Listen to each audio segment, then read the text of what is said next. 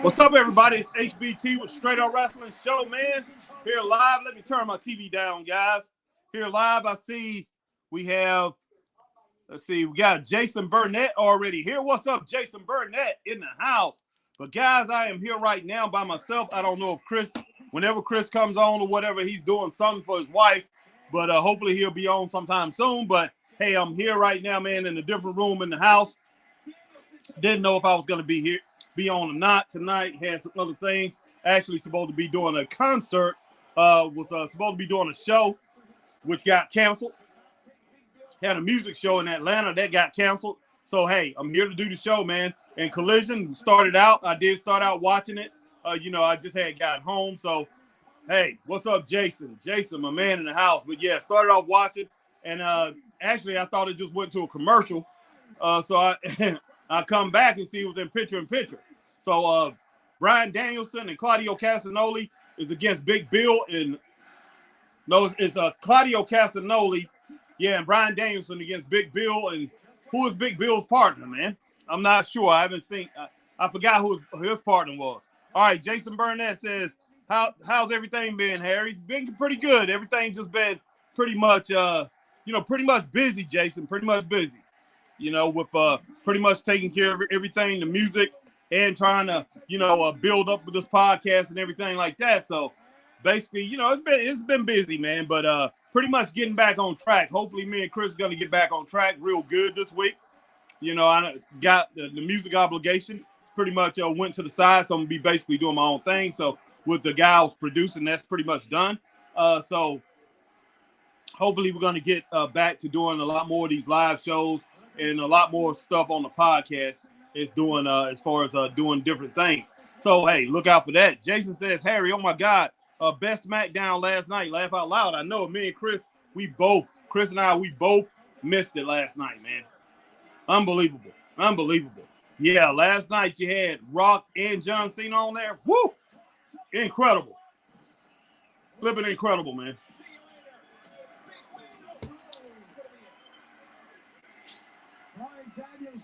I'm about to go here in just a minute. I'm about to go grab my mic.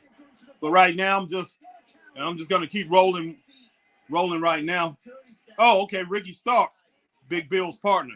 So Ricky Starks and Big Bill are heels. So what is Claudio and Bryan Danielson?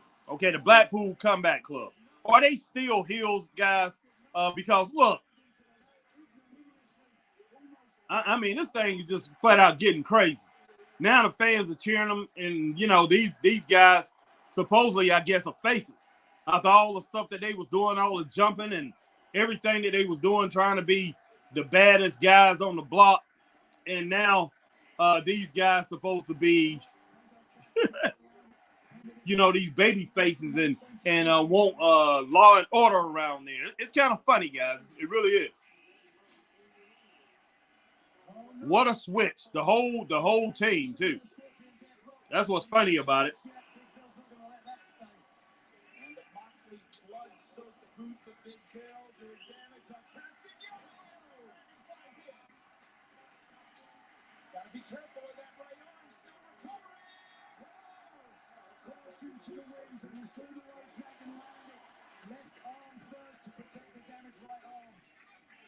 Yes, that's true, Jason Burnett. There's no doubt about it. Triple H does it again with unexpected stuff, Harry. Yes. Yeah. Yep, surprises, Jason. Definitely. Shocking all of us, man. Triple H is doing it. He's getting the job done. That's the way to do it. All right, man. I got SmackDown up right here on the screen, guy. I'm gonna have to change that. Give me a moment. I'm gonna have to change that. Still here, but yeah, I gotta change that. That's kind of funny. Let's see. The wear and tear of competition. For the recovery. Talk about collision. That is the collision of the kicks from Danielson into the chest of the valiant Ricky Starks. Almost straight into the Europlayer. And now if he can complete the lapel lock, The trust race, but Stokes is fighting it. Well done, Ricky Stokes. The transition in the guard here. Danielson trying to cover up and does. Oh, wait a second. Hey, Tatiana, how are you? Good to see you. Tatiana is in the house. All right.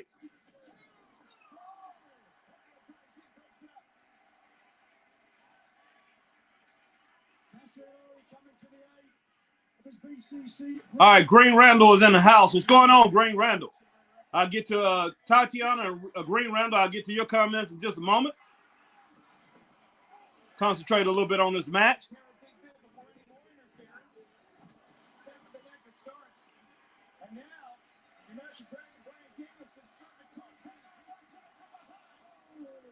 All right, Tatiana says, hey, fam, Blackpool Combat Club became baby faces last Saturday, but Claudio is still kind of heel with the Eddie Kingston story. Laugh out loud. Yeah, that's what I kind of figured, Tatiana. You know, last week, you know, that's what they was doing, but, you know, I'm just like, okay, but yes, that Eddie Kingston thing and Claudio right now still have him on a different, you know, on a different path.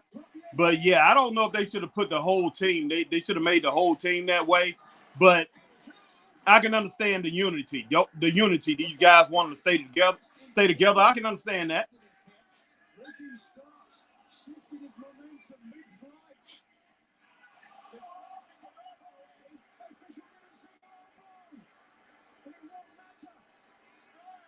Boom. Wow. Okay. All right. Green Randall says, let's go, Ricky. All right. Green Randall says the Blackpool Combat Club story makes no sense. They should acknowledge it. It's kind of weird. It really is, Green Randall. It really is. I mean, I can understand, you know, having those guys as faces because they've been faces for a long time. I mean, as far as in the business, those guys was mainly faces, most of them, most of their careers. So I can understand. All right, Green Randall, glad they didn't have the champ take the pinfall. True. I'm gonna go ahead and get that match. Now I did take off, and when they were doing picture in picture, came back, didn't realize they was in picture in picture, guys.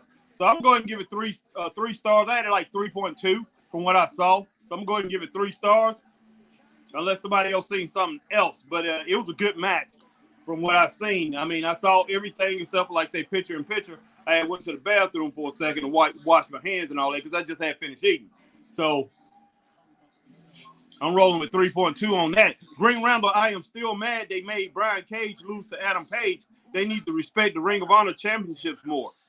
I will say that. Hey, Brandon, we live? We're live on I did like that promo. That was a thumbs up on the last promo with Brian Cage.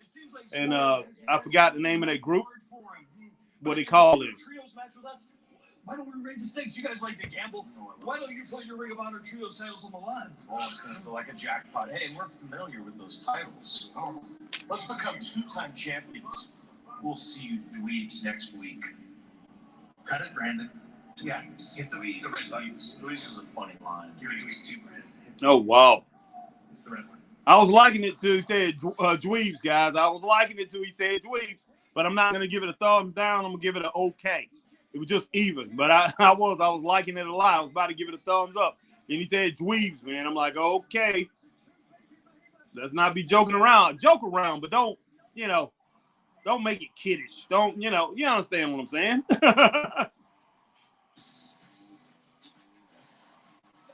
But right now, it's time to knock it out the park, man. It's time for AEW to be knocking it out the park. And I'm talking about every show. And even though The Rock returned, I don't know what is going to go on, how long he's going to be there, how many shows he's going to do. But you have The Rock, you got John Cena. So what is that telling us, guys?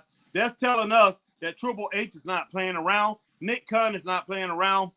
Those guys over there at WWE, they are going all out to knock WWE completely. Not WWE, to knock AEW completely out the box. That's all it's telling me. That they're taking this thing serious, and from what I'm understanding, they're going to put NXT. They probably put put NXT opposite of AEW Dynamite. And NXT last show did 850,000. AEW Dynamite did 887,000. So they go opposite of them. Man, it's gonna be a knockdown, drag out fight. And I'm pretty sure WWE is gonna send a lot of their best people down to NXT.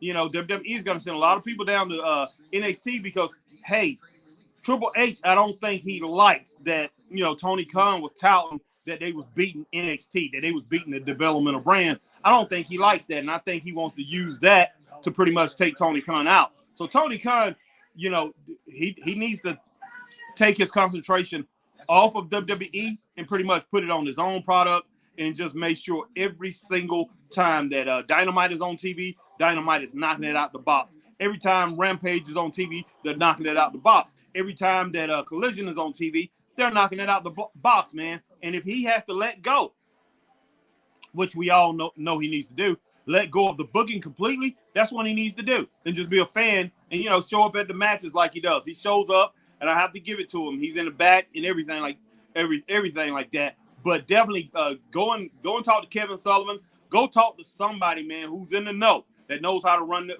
wrestling business, that knows how to book. Go talk to Dutch Mantel.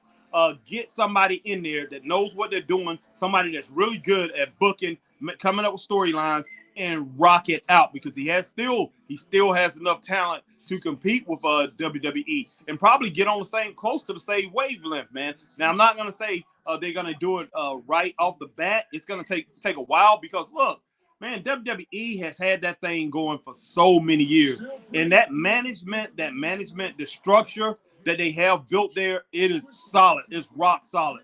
So that's gonna be hard to overcome, but they have enough talent to actually compete. All right, let me go back to a couple of things here. Nope. That's it, Mogul Embassy. Thanks, Green Randall. Mogul Embassy, definitely. All right. I was about to say Mob something or whatever. I knew it started with M. That's all I can remember at the time. Green Randall, it seems like that comedy promo from the Dark Order was just a one-off. They seem to be back to their amazing heel promos. Somebody probably said something to him, Green Randall. It's titled Destruction. Now, in this chapter, absolutely no one is safe. And I'm not talking about putting an arm bar, a headlock on someone. I'm talking about physical pain, mental pain. I'm talking about ripping your arm off, smiling, beating you. This is hilarious, man. Where you are, who you are, you're not safe. Absolutely no one is safe. Okay. All right. I like that. I like that promo. That's because I like Hobbs, and I think he, you know, hey, you believe him when he talks. I believe he can do what he says he can do. But it's kind of conflicting a little bit, because he's back to that book, which he had let it go.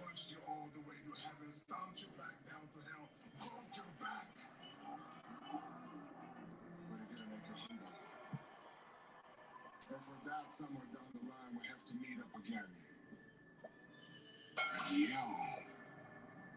You were all out when I was at my weakest. You delivered temptation. A hot and flexible life. Why?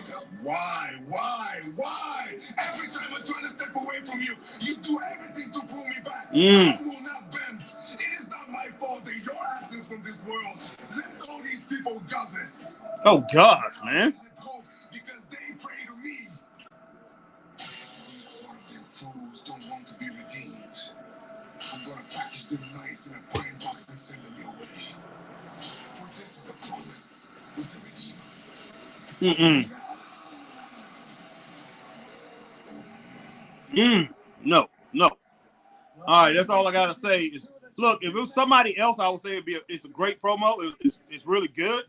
But Miro, no, he deserves something better than that, guys. He does. He deserves something better than that. All right, Green Randall. It seems like that comedy promo. Okay, I got that from the Dark Order was just a one-off. Okay, cool. Jason says, Harry, we don't know what's going to happen. What going to happen this Monday? Last Monday we had Nia Jackson, Rock, this Friday, 2 Samoans. Wow. Yeah, who knows? Who knows what's going to happen Monday? It's going to be interesting to see. All right, Ring of Honor. All right, Tatiana says Ring of Honor 6-man tag champs are booked great on Ring of Honor, but not so great in AEW. I don't understand why Tony Khan isn't consistent with what he's doing, mixing Ring of Honor and AEW booking. I think it's a little too much, Tatiana, from, being at that show. And I know you done been to a show since Collision been around. And Chris and I went to the show. And he had Ring of Honor come on right after Collision. And they started the show with Ring of Honor. And then they went to Collision. And then they came back with Ring of Honor right after. I like Ring of Honor. I like what I saw. And live, and it's probably live. It's probably better live than watching it on TV. But I love what I saw there.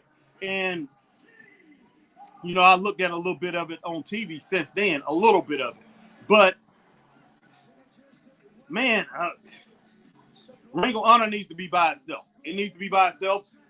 They probably could take Rampage off TV and probably go Dynamite and maybe go 2.5 hours. I mean, I'm just, just speculating here. If they can get Dynamite where they can go 2.5 hours and that way they can add Rampage in, maybe put Ring of Honor on Friday night and then have this Collision on Saturday. Ring of Honor, like I say, Ring of Honor needs its own slot. It needs its own base. It needs to have its own, it needs to be not an off brand, but it needs to be, it needs to be, I guess, it needs to be its own entity, guys, because they have enough talent there and they have the championships. And I have a lot of respect for it. I really do. So I think they need to do something like that with Ring of Honor instead of trying to mix it with AEW Dynamite and AEW Collision and getting everything confused. I think it's kind of crazy. Speaking of Savage Sauce, Kevin, I hate to admit it, but I slipped some in your coffee earlier tonight. So is that what that was? How you feeling? My left kneecap is not, but otherwise I'm good. Look at these two beasts. All right, nice teamwork. Green Randall, heavy machinery is here. Oh yeah.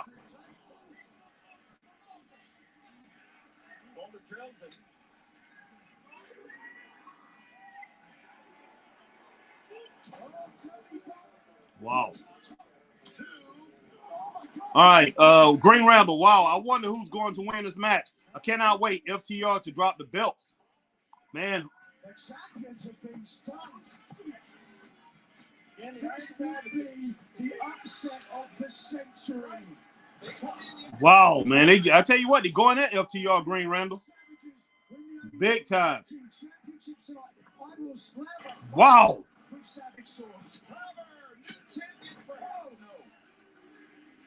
And Savage Source, they're not playing around. Even though they attacked them right off at the bat, but they're not playing around. They letting FTR know that they're there for business. They want those titles. Even if they don't get the titles, this right here is making a statement, guys. I like it. All right, Green Randall says, I'm not sure if you heard, but the grizzled young vets got fired. Oh, no, I hadn't heard that. They haven't really been using them, though, Green Randall. They hadn't really been using them, though.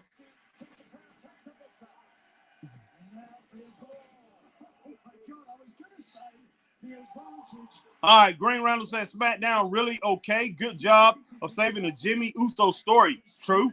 That's true.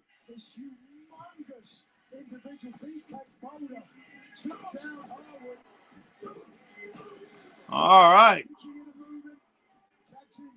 That's getting a little like you're getting a little groove there. Oh, ill-advised elbow, trying to hit that elbow shot. Elbow smash. Wow. All right, Maria Christian in the house. What's up, Maria? All right, Maria says, "Sup, Harry? NXT Europe is continued. Now since merger is finished, WWE is talk about new titles, new stage, new names, and etc. I hear rumors of possibility of trios with Judgment, Imperium, and etc. Okay, yeah. Wow. Yeah, I don't know about all this trios thing. Everybody want to get into this trio stuff, Maria. I just wish they would concentrate more on tag teams and building a real division. You know, WWE and AEW, they both need to do that. Instead of concentrating on trios and all that, they need to build a real tag team division. And to do that, they need to go back to the old days and look at what they did in the old days, especially go back and look what Crockett used to do as far as tag teams. And I mean, tag teams were so strong there, tag teams could carry the company even when Ric Flair wasn't there. And I'm talking about when he was with, you know, they had the NWA, they had the territories, but Crockett had the biggest territory. But when they wasn't wrestling on Mid-Atlantic TV or Georgia Championship Wrestling, which was World Championship Wrestling, you know, Flair was wrestling all around the world. You know, you had the tag teams that was carrying the division. You didn't have to have Flair there all the time. You had Arn and Tully carrying the company. You had the Rock and Roll Express carrying the company. You had the Midnight Express carrying the company. Steamboat and Jay Youngblood carrying the company. You had the Road Warriors carrying the company. You had Dusty Rhodes and Magnum TA. You had so many great tag teams. They carried it when the world champion was not available, when he wasn't there. You know, I wish they would respect the world tag team titles the way they used to, and you know, get it some kind of way like that. Thing when Hulk Hogan was the champion, WWF champion. Hulk Hogan didn't defend that title a lot. Hulk Hogan ended up being in a lot of tag team title matches and things like that back. I mean, he used to go hundreds of days sometimes. I mean, 40, 80 days without defending that title, which he's supposed to have been, they supposed to have took it from him. They had a rule back then. If you don't defend it in 40 days, you're stripped of the title. But Hulk Hogan got away with that. But you had tag teams. You had tag teams back then that carried that company, man. You had Demolition. You had the Hart Foundation. You had Davey Boy Smith and get a second, can't think of the British Bulldog. And so you had tag teams that carried them too. They wasn't as strong as Crockett's tag teams, but they was very good. So, you know, I just wish AEW, especially if AEW can get that together, I definitely think their company would it'll rise, man, big time. If they can get it together as far as tag teams. AJ Scale says, "Hey Harry, what's up, AJ? Ray Underwood is in the house." It's always you living in the past, huh? I just came out here to introduce you and the rest of the world to the newest member of Shane Taylor Promotions, the best damn technical wrestler in the world, Lee Moriarty. He's very good. Salutations. Last week's. You said anybody in singles competition. 2.5 stars on the FTR Savage course match, man. Savage, what the heck? I can't even remember the Savage whatever they are. Y'all let me know. Savage, I've seen the team plenty of times before, but I didn't know their name was Savage. So I think they just changed it to that. Let's begin, shall we? But okay. But yeah, I gave that match 2.5 stars. That's because FTR really wasn't on offense mainly. It was, you know, Savage guys was mainly on offense. So 2 stars for them and a half a star for FTR. But it was a very good match, guys. You know, it was a very good match. Even though it's 2.5 stars, that's usually like a D plus, C, you know, maybe a low C. But it was better than that. That was a B plus match. It was really good. So, you know, I just got to give it 2.5 stars, but it was a really good match. It just wasn't long enough to get up to that 4 stars, 4.5 stars. All right, Ray Underwood. Hello, Harry and Straight Up Wrestling family. All right, Green Randall said Iron Savage could make Hood Trios champions. Okay, it's Iron Savage? Okay. AJ Scales, Harry, here's Jade leaving AEW and going to WWE. That's what I hear. That's what everybody is saying, AJ Scales. And they are going to make something very special over there of Jade Cargill. They really are. Now, I don't know if she ever would have got over with the fans in AEW. It seems the fans in AEW already had made up their mind about Jade.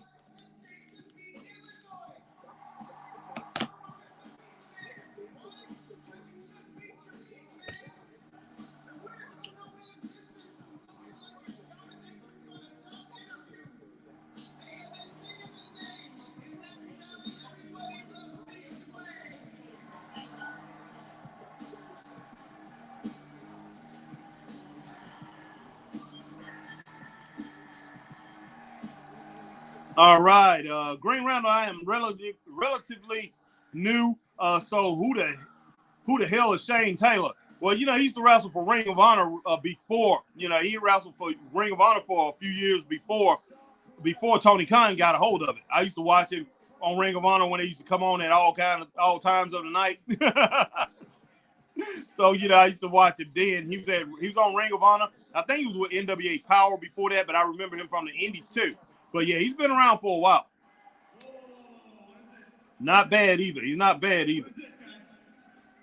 First of all, I Googled scissoring, and you guys are doing it wrong. Uh-oh. Second of all, I'm not going to do it. Second of all, this contract that you signed, I guess you didn't read it, because it said these two are banned from ringside. Oh, that's those addendums. Listen, nobody wants to see you guys scissor anyway, so hit the bricks. You're done. So not only is it Dark Order 4, John Silver, instead of Evil Uno. Poland stayed up all night studying for the Evil Uno. All right, Jeremy Hanks, sup, Harry? WWE keeping an eye on some international talent. They look for more Hispanic talent. WWE want to keep expand roster, have international talent. I'm not shocked, I'm not shocked either way it go with the Hispanic talent or the international talent because you look at NXT, they are bringing in a lot of European wrestlers, and they definitely want the Hispanics because hey, let's face it, United States, we have a huge Hispanic population now, and it's growing more and more every day, whether you like it or not. I mean, those borders are wide open, and they're coming in, man. They're coming in like crazy, and they're not just coming in. Hispanics not just coming in. We got people all the way from China. We got people from Europe too coming through that border because that border is wide open. So, man, like I said, doesn't matter what you think about it right now. All we got to, we just got to deal with it. But WWE, I can understand. They want to take advantage of that because they're hoping to gain new fans. But to gain new fans, I mean WWE and AEW wrestling as a whole got to do a lot more to gain new fans. They really do. But yeah, bringing in people that's of Hispanic descent, that right there is definitely going to help because those names, even those people from Mexico, Honduras, Guatemala, what else?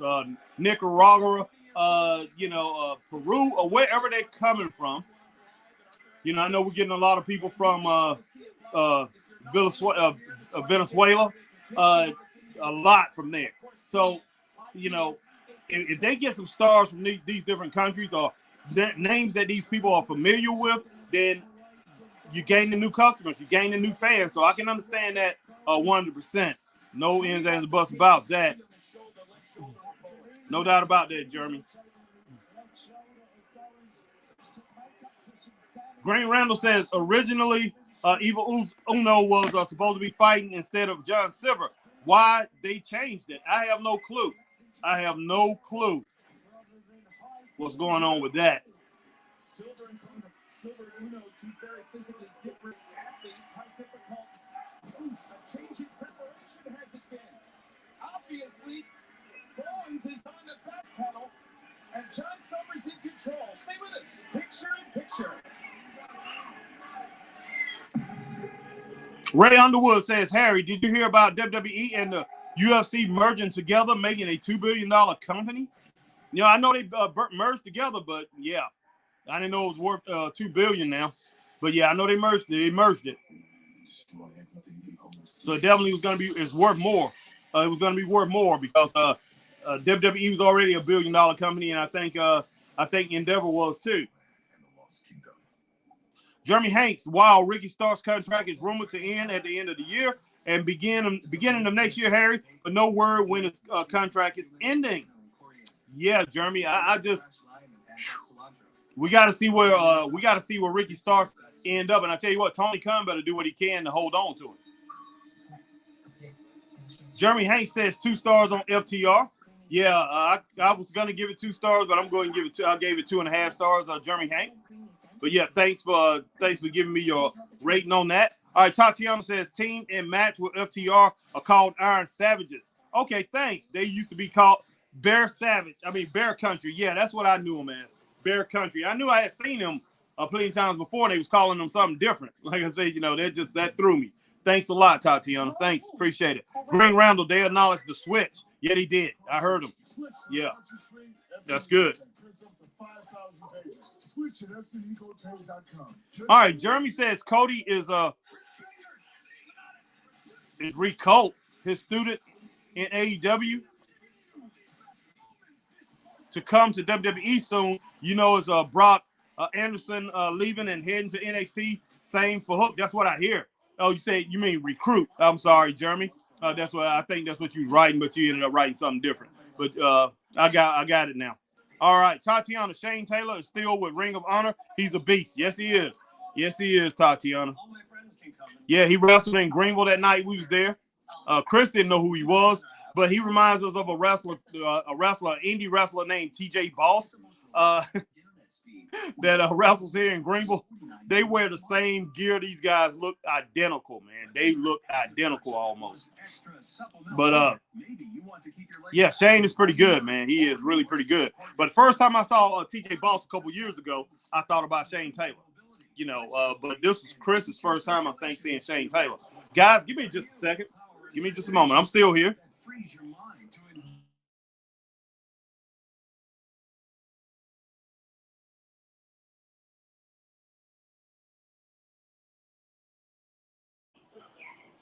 Ashton Springer is in the house. What's up, Ashton? Would you like if Cody dethroned Roman before WrestleMania, and then if it was The Rock versus Roman at WrestleMania, non-title? Wow. That would be good too, Ashton. Either way it go, Cody needs to win this thing because look, Roman cannot, pretty much come in and bundle up the, scuff up the plans that they have for Cody Rhodes, because we don't know how long Rock is going to be there. So hopefully, Rock is going to be a brief time. We know that. Even John Cena is going to be a brief time. He said he's going to be there a little bit longer because look, in Hollywood, they're not working. It's a huge strike going on there, and a lot of workers. There's only a few workers that pretty much still working up in Hollywood. So they're not doing anything. So that's the reason Rock, you got Cena there, and you was able to get Rock in there too. So who knows how much they're going to use them and how long the strike goes back on. Because I tell you what, soon as them writers come off strike, and if they call Cena and they call Rock, and especially Rock, and say, we got more work, we got work for you to do, we got new ideas and things, we was able to freshen up, and we got new ideas because, Rock works on so many different projects in Hollywood. Those guys definitely gone, man. They're gone. So they better get what they can with them while they can.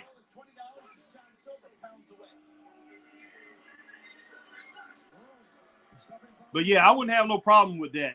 Cody winning the belt, winning the title, and especially, man, I mean, he can win the title at any time. It'd be a shock. It'd be great instead of having to win it at a huge event. It can be on Raw, SmackDown, guys. Just really shock people. That'd be outstanding. I would love it.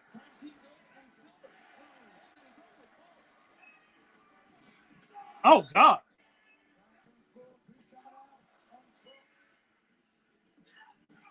Oh, God.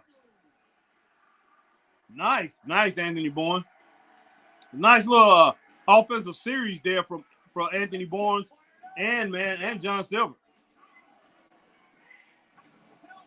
Man, Silver is a strong little joker, man.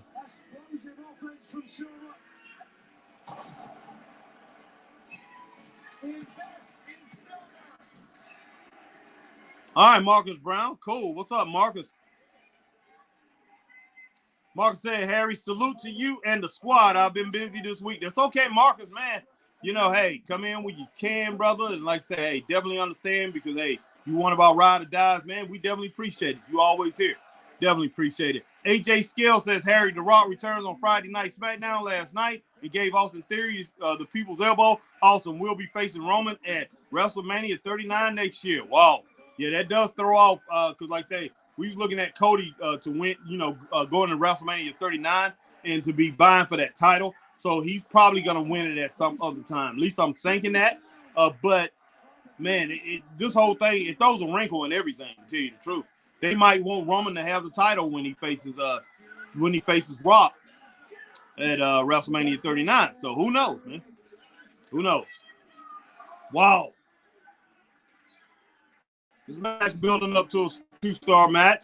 You know, it started off kind of slow. And he is starting to, as the referee now, encouraging both men to get back to the ring. Silver underneath the bottom rope. All right, Marcus Brown says, Harry, so what if WWE have Cody versus Reigns?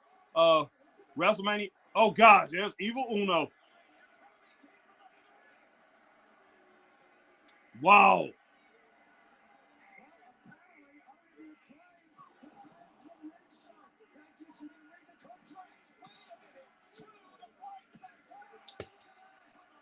All right, 2.2, guys. So I have it at 2 stars. Wow. I'm pretty sure when he got there, it was going to get higher than that. It was a good match.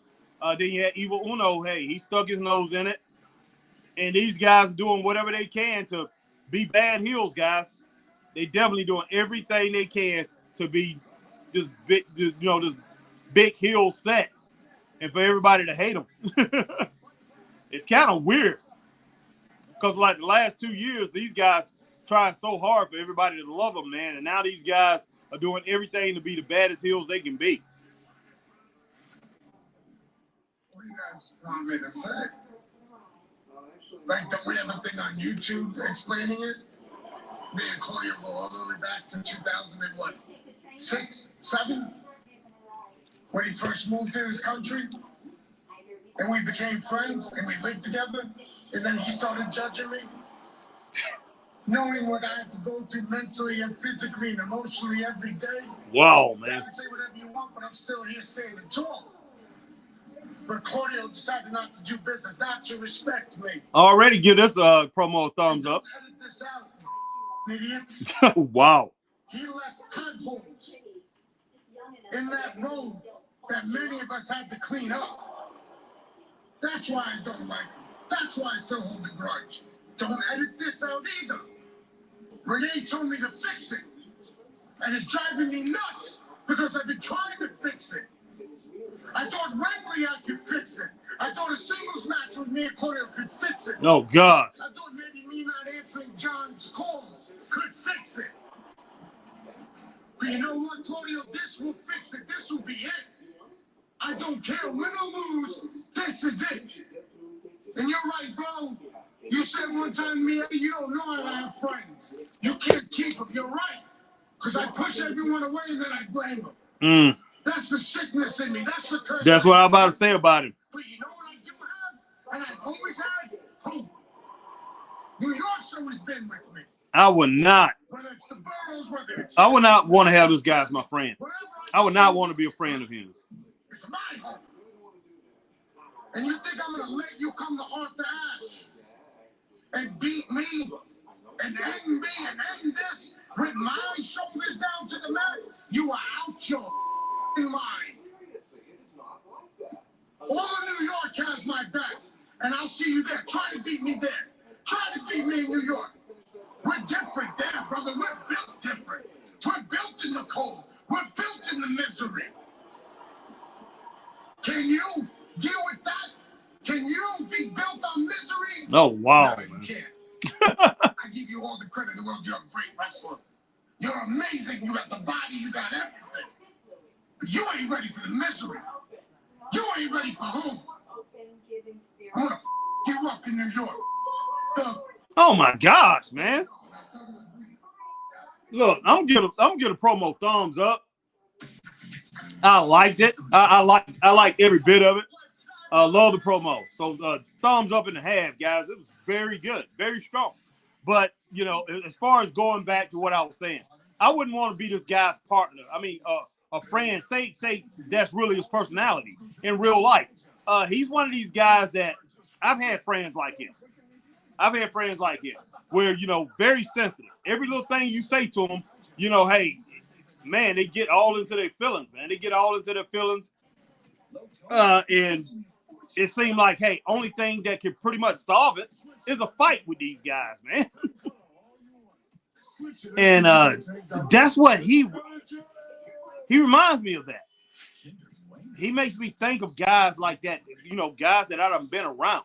And plus, like I said, you know, it was never with me. These guys always had a problem with somebody else. I mean, I had a couple problems, you know, usually, like I say, you know, hey, they didn't try to fight me or anything like that, but it made me want to fight them. But they would try to start fights with guys who they knew they could beat up or be in a good fight with. Now, they never tried it with me. But I had guys like that who was around me who would get mad at me, and then next thing you know, they stopped talking to me. Whatever, and I'm trying to find out what's going on. And it was something that I said, man. It was just flat out crazy. And then, like I said, it ended the friendship for a while, and then it takes months and months to build that friendship back. And I'm just like, wow, man, wow. Is it really worth the time? Is it really worth your time to be friends with people like that? Because they're going to continue to come back and doing the same thing over and over again. And for some reason, like you were saying, all of New York got us back. People sympathize with people like that.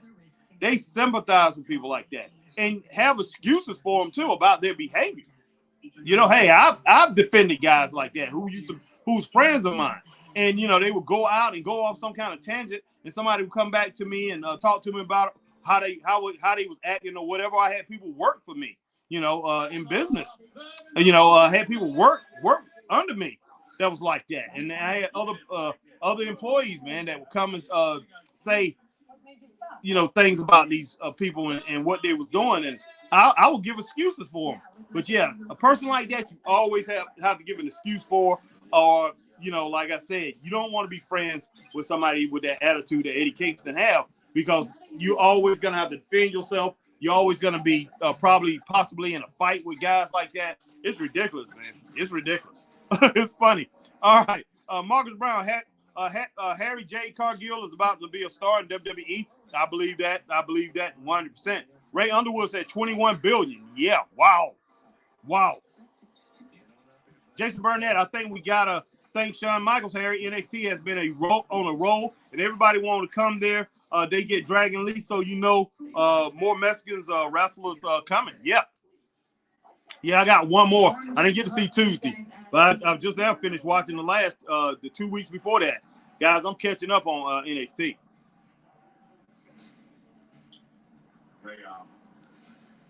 We should do a tag match or something. Yeah. Grand Slam? Oh, gosh. Let's do it.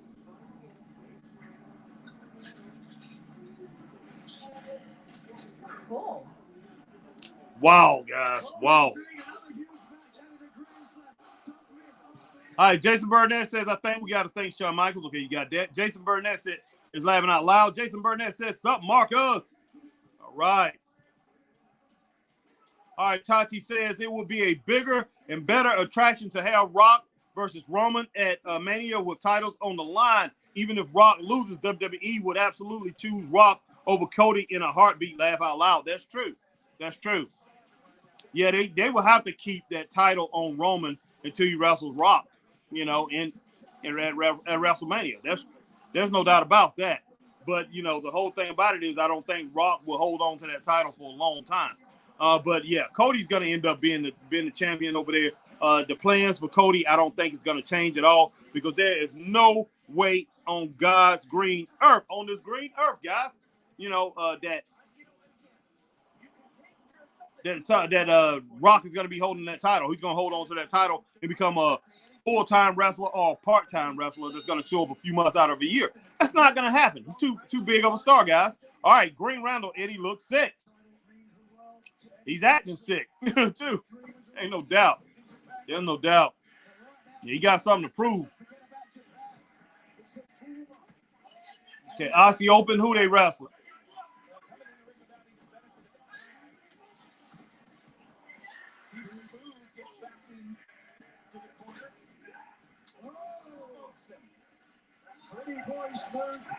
Okay, Pretty Boy Smooth, and who is the other guy?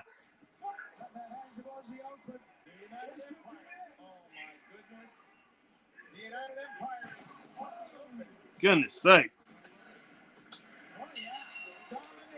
1 star, guys. Had it 1.2, 1.3. almost 1.3. Just a 1-star, pretty much 1-star squash match. I didn't hate it. I didn't hate it at all. It wasn't horrible, even though some people might be like, that is horrible. No.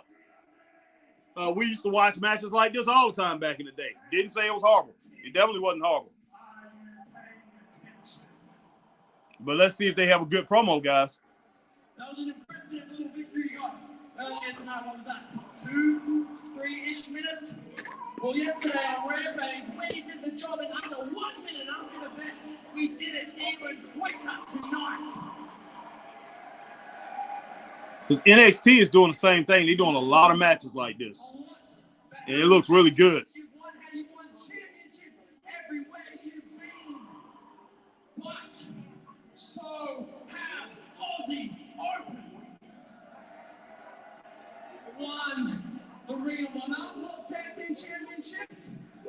So have we. You've won the IWGP Heavyweight Tag Team Championships. So have we. Championships we never lost, might I add. So if you want to throw out all these open challenges, be my guest, we do not care. Because right now, right here, we're calling our shot. October 1st, 2023, 1 year to the day since we last stepped in the ring together. Wrestle Dream, Seattle, live on pay-per-view. AEW Tag Team Championships on the line or not. Aussie Open versus FTR.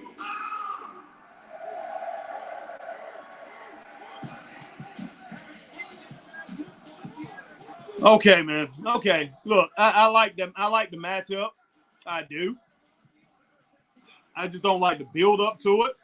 The promo, I'm gonna give the promo a thumbs up. I'm gonna give 1 star to the match. I will get a promo. I will get, the little interview segment. It wasn't an interview, but I will give their after match talk a thumbs up. It was good. It was good. But I don't know. Everything that I look at tonight, everything that I'm looking at with AEW Collision, Dynamite, Rampage, man, it better be great. It better be dynamic. That's the way I look at it. It needs to be. Can we soften the line? Is that possible? Oh, we can't soften it lower. Because right now we know we got football going on. And they're competing, man. Well, they're competing. All right, Jason Burnett, Royal Rumble in 2024 can be something else. Harry Deanna. The honor from Impact ending in 2024. Kerry Sane done with Stardom. Yep, Jade Cargill and also Harry Camille is done with NWO. Okay. You mean NWA? I'm pretty sure that's what you said. All right, Marcus says Harry Reigns could lose the WWE title at the Rumble, and it will give Cody a good reason to win it back. Back years without people questioning it. But near the end of the Rumble, have Rock cost him. Yeah, that could happen. That would be good, Marcus. All right, Jason Burnett says, Marcus, talk about WWE cause I see this becoming Chaos City tonight. I'm trying to make sure this thing don't become that. And this Betty Davis, Marilyn Monroe little bit that Tony Storm did just now, I'm just gonna say, boom, just even. It's not. I'm not gonna say thumbs up or thumbs down. It wasn't bad. It wasn't really great. It wasn't really good. It was okay.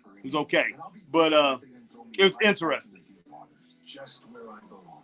After all, I didn't raise gold in this company 3 times by being afraid of giving away. And Andrade is one of the best in the world.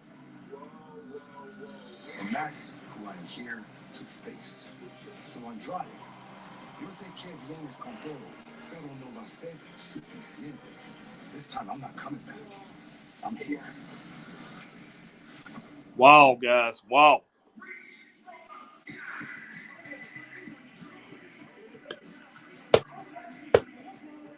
This is a problem, guys. This is a problem.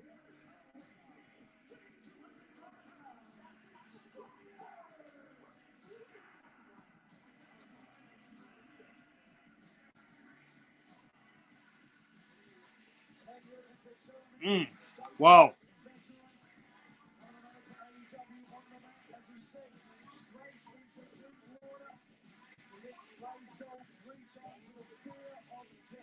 In my opinion, this is what they have done. They have made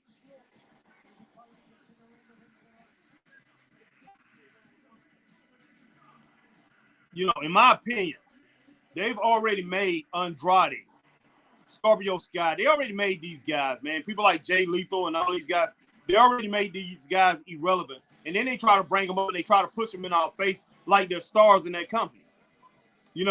They are stars, but they're not really stars. They're not the guys. They're not the top. They're not the upper echelon people in the company.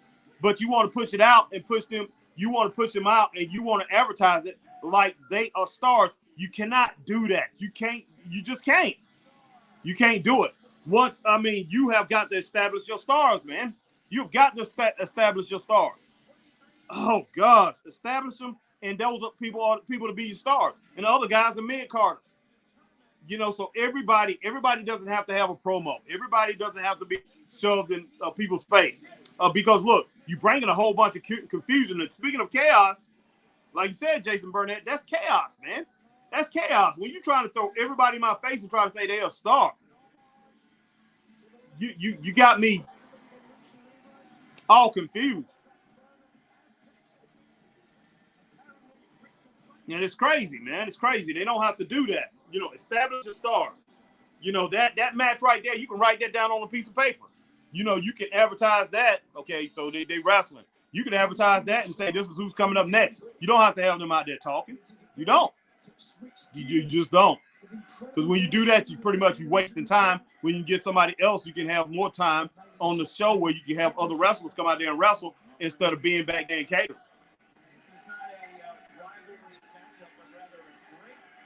Meeting here on AEW Collision.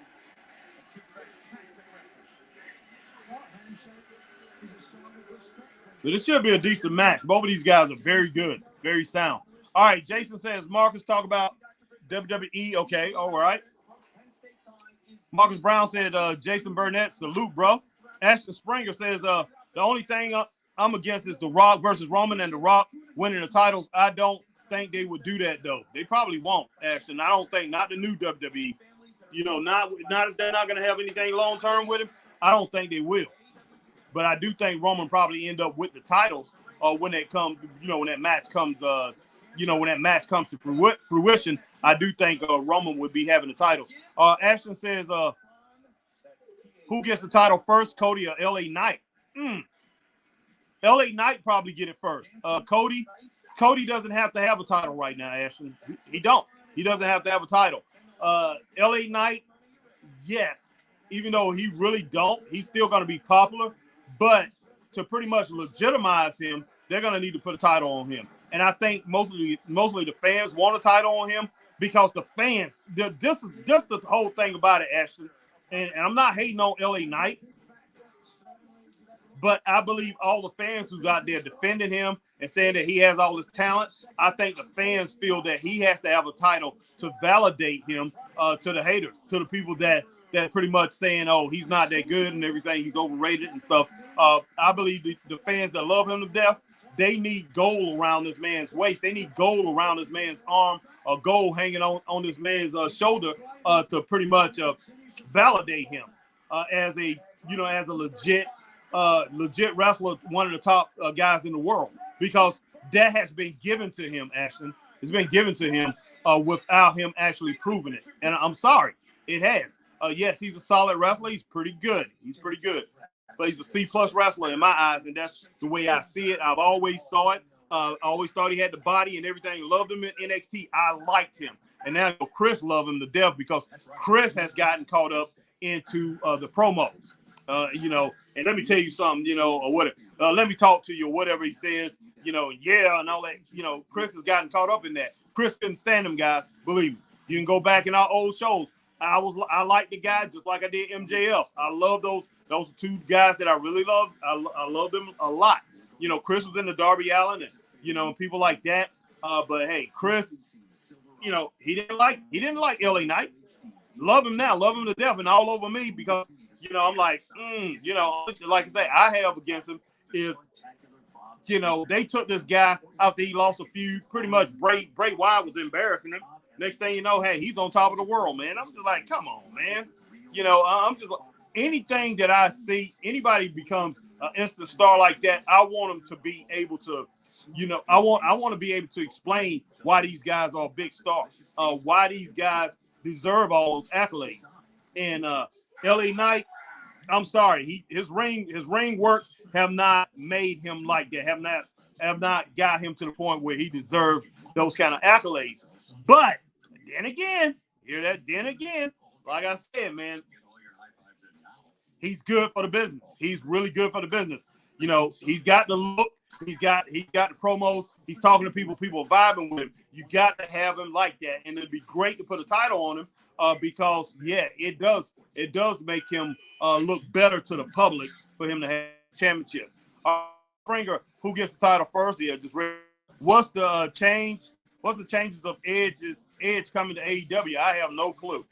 I haven't been really messing with that too much. I know a lot of people out here still talking, but I haven't really been messing with that. Actually, not at all. Whenever he shows up, man. If he shows up. Jeremy Hanks, I don't like Eddie Kingston, but thumbs up on this promo, Harry. I'm with you on that, Jeremy Hanks. No doubt about it, Jeremy Hanks. That was a good promo. Marcus Brown, Jason Burnett, Chaos City. What are you talking about? Jason Burnett, Marcus, Chaos like Europe. I mean, like Europe, out of control. People come in, ring, mess up matches. I hate that, but it's so much of it. So much of it today. All right, Jeremy Hank, AEW get people on cursing words too. Wow, Harry, it's not the end of the road after all.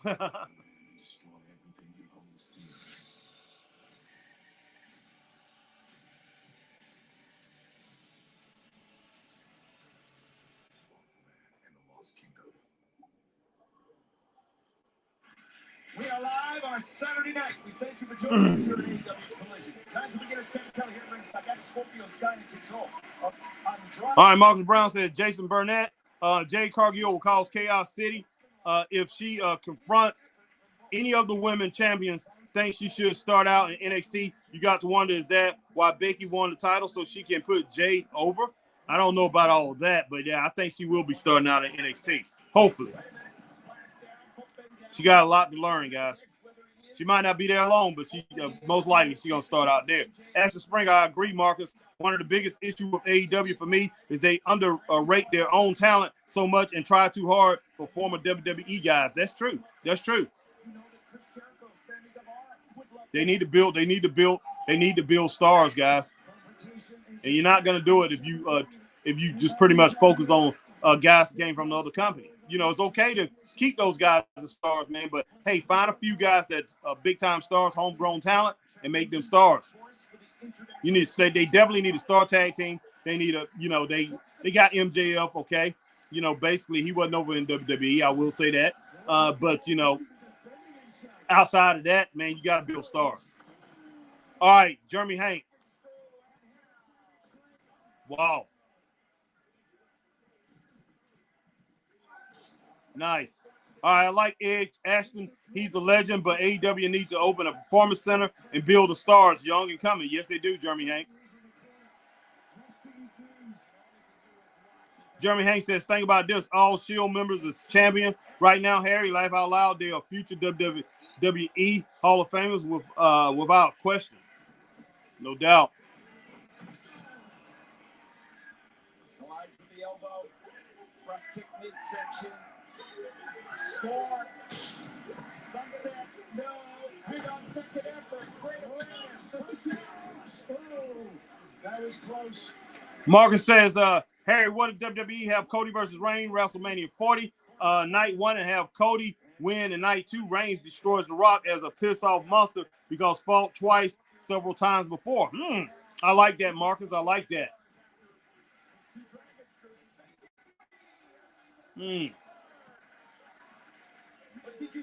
Ashton Springer, that would be very interesting, Marcus. Yes, Marcus. Yeah, Ashton. Exactly. Yes, very interesting. I would love to see that. Marcus Brown says, Ashton Springer, yeah, because WWE was crucified when they was always relying on old stars. I have to call this out to be fair. If it's not right for this company to do it, the other company can't.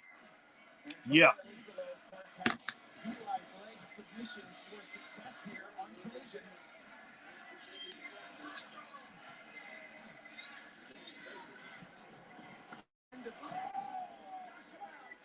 He's out.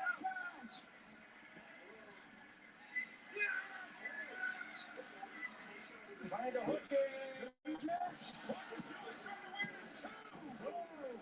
A little bit too long. Sky made him play. Wow. Nice. Oh, wait a second.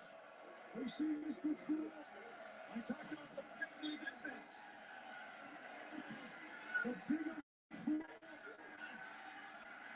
But when we see the full extension, there it is, the figure eight. Oh, wow. Wow, man. Scorpio Sky tapped out. 2.5 stars on this match, guys. 2.5 stars. All right, Ashton Springer, True Marcus. I think Jeremy is right. They needed a way to build their own stars more frequent. Yes. Lucas Thomas, sup, Harry? NXT teasing a part 2 breakout tournament for the women and asked people who will like to see. And everybody wrote Jade Cargill and etc. Sean keeps cooking. Yeah. Wow. Oh, wow, man.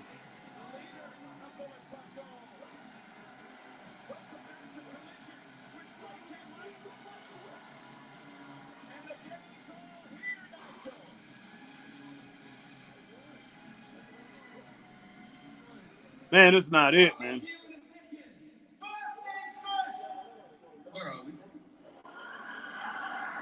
Give people time. You had a pretty decent match just now. Give people time to digest it, guys. Tony Khan, give people time to digest these matches, man. You see, I wasn't here last week, but I was watching my boys. And when I was watching my boys, I was watching you watching my boys. And when you were watching my boys, it looked like you were having a lot of fun watching Bullet Club Gold. All right, Marcus said, says to Ashton Springers, yeah, because the pissed off Reigns is always entertaining. You remember Reigns having an ankle problem in 2020 and 2021, and he was going ham on people? Yeah, he was.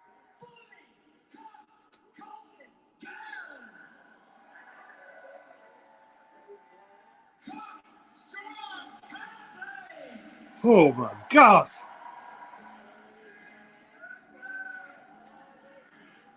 Austin, yeah. You see, I'm trying. It looked to me like you want your own.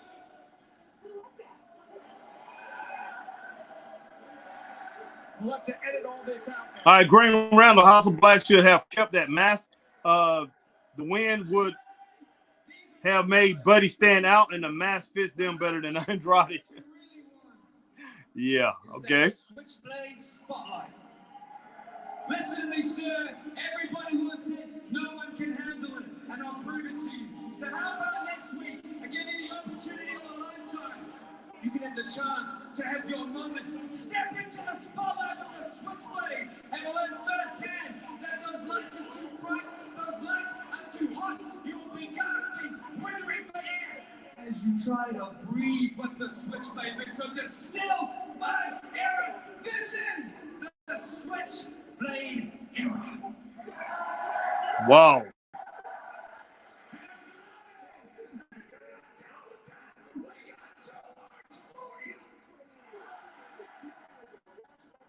No. Guns up. And if it still doesn't work for you, we can do it right now. Wait a minute, the transition for Grand Rapids for next Saturday night. I'll hold the mic. Come on, bring it. Bring it. Bring it. Bring it. Hold on.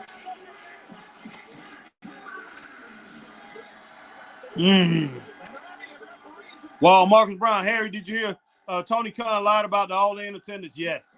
That's not good. That makes him look like a person that always gloats about pay-per-views attendance to throw it in WWE's faces. Yeah, TK is constantly poking the bear. Yeah, look, real mistake, Marcus. Real mistake there. I mean, look, still a huge accomplishment to pack in 71,000 people, 72,000 people, whatever number it was. It was somewhere between 70 and 72,000 people. That's a major accomplishment, you know, but it definitely wasn't the biggest crowd in the wrestling event. And I could tell that just by watching it. But it was still huge. That was huge, man. It's one of the biggest of all time. So just tout that. You do not have to come out here and compete every time, you know, you just got to find something to compete with them. And that's been one of his problems, you know, reactionary to what WWE is doing. I got to do something to top it. That's like some child. That's like a child, man. And it's dumb.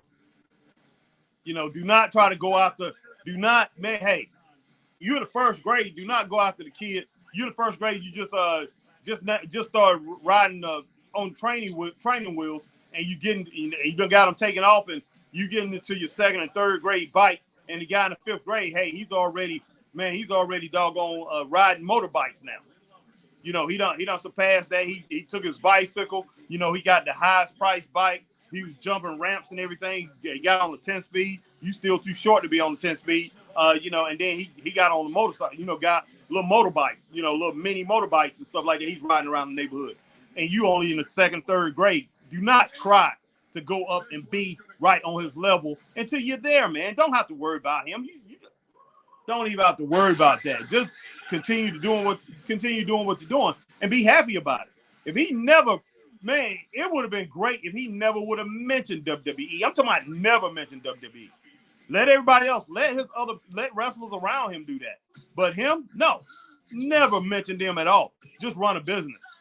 You did not hear Jim Crockett and Vince McMahon at that time, Vince McMahon Jr., you know, Jim Crockett, Vince McMahon Sr. You didn't hear them going back and forth about what the other companies were doing. That didn't happen, man. Concentrate on what you have. Clean up your house first. Put your house in order. And then, like I say, after you do that, then, man, you can say whatever you want to say. But keep it business, man. Keep it business-wise. You know, hey, McDonald's, well, I'm looking at this Burger King commercial right now. Burger King wanted to be better than McDonald's, and they did everything they could. But, hey, they basically kept it to themselves, man. They really did. Kept it to themselves and say, we're doing this, we're going to do that. And then every now and then you might have them break out and say, okay, I know you guys like McDonald's or whatever, but we're doing something to basically compete against that. But, man, Tony Khan, wow.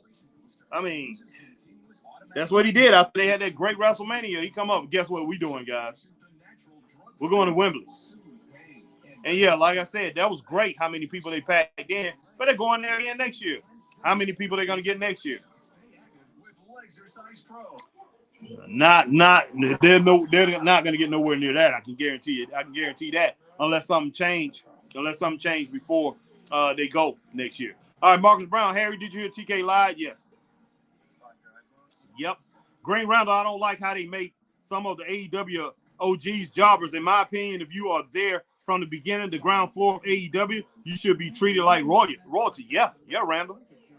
Marcus Brown, Harry, you notice Tony Khan don't go on hiring sprees until he hears the talent is leaving WWE. Yeah, that's true. I've been looking and I caught on to it. All right, Tatiana, I don't see Jade going to WWE. I believe she will stay with AEW. I'm not sure, Tatiana. She might. You know, she might. And I'm just like, I didn't watch Rampage. They said last night she hugged Jade Cargill and everything like that. I don't know if she did or not. But people who was at the show, I watched Wednesday night. Didn't get to see last night because I didn't get to SmackDown or that. But I'm going to have to go back and check it out. So who knows if she's going to go or not. Green Roundel says guns up. And, you know, there's a local wrestler here named Ken Magnum, a local called Loaded Gun, and he does that. So, you know, I'm just wondering. Marcus Brown, Tatiana, it's been confirmed that she's not booked to appear on any future AEW shows. And she literally gave Chris Statlander a goodbye hug. She's gone. Wow. Maria Christian says, chaos, Harry. Yes. Yeah, we got chaos going on right now. Guys, no question, Shibata It's not the craziest chaos that I've seen in AEW, but we got a little bit of chaos, and it shouldn't be happening. It seemed like people over there can't help it. They can't help themselves. Today I am one of the best wrestlers in the world. I'm a great champion. October 1st at Wrestle Dream, I'm coming back. Wow. Wow, man. For real? For real? All right. I just had to put my hand over my head, over my face, with that. That's crazy. Green Randall says, imagine the Guns versus the Acclaim. Billy Gunn will have to choose between the titles and the Suns. They should do that. They definitely should do that. And tell you the truth, I want Billy Gunn back with the Suns, man. That's who he should be with. He should be with the Suns. And I would love to see the Guns have the title, but a serious run this time. Not this little craziness where they have the title for a few weeks, then they lose them. It's just crazy. Marcus Brown, Tatiana, plus it's obvious she misses Cody, who I think is recruiting all the Nightmare Factory members to WWE. Okay. Tatiana Marcus, who confirmed it? Jade or some reporter? Yeah. Green Randall, how is it obvious that she misses Cody? Green Randall says, Marcus, how is it obvious she misses Cody? The Righteous?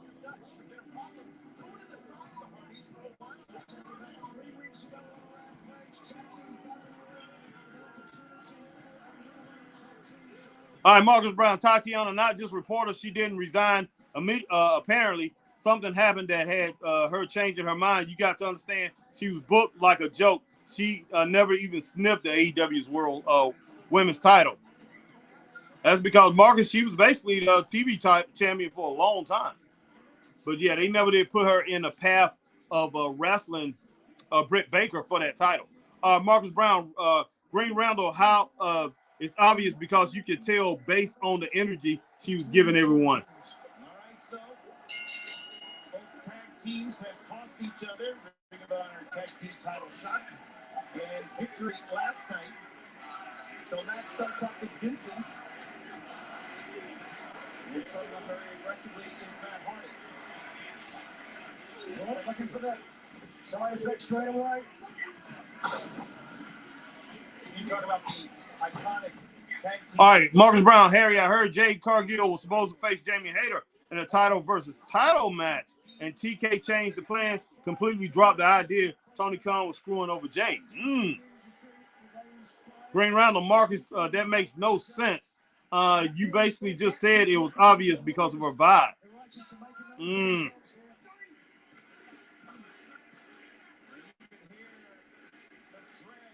Ashton Springer, yeah, Harry, Tony Khan needs to realize you can't take down WWE. Focus on what you're doing and making your product better. Yes, exactly. Let the other stuff take care of itself. No doubt.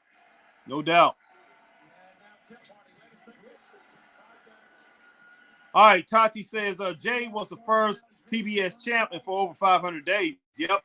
How's that a joke? Most women in AEW can't say they even held the title. There's still no proof she's going to WWE. That's true too, Tatiana. That's definitely true. Tell you the truth, I like her over in AEW. And Tony Khan, he definitely needs to keep her there. And if she stays in AEW, she's already a big-time star. She doesn't have to build herself up in WWE. So I have no problem with her staying there. But I have no problem if she leaves either, if she's going to WWE. I just want her in wrestling. But, man, Tony Khan, just, wow, man. I'm like, come on, Tony.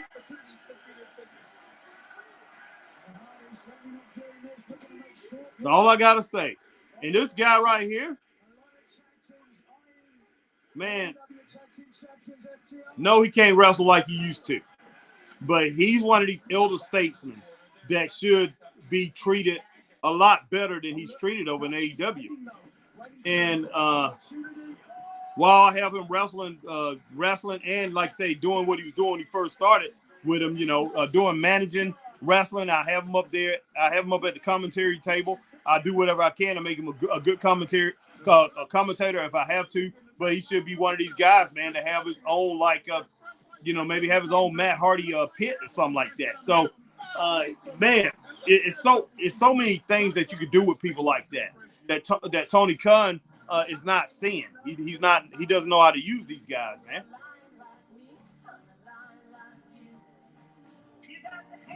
All right, Green Roundel, here comes the Hardys.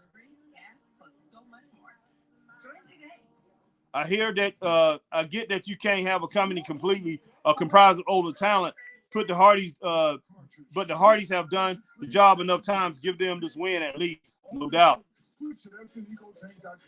Green Roundel, if Cody's are recruiting other members of the Nightmare Factory, how come no one else has joined?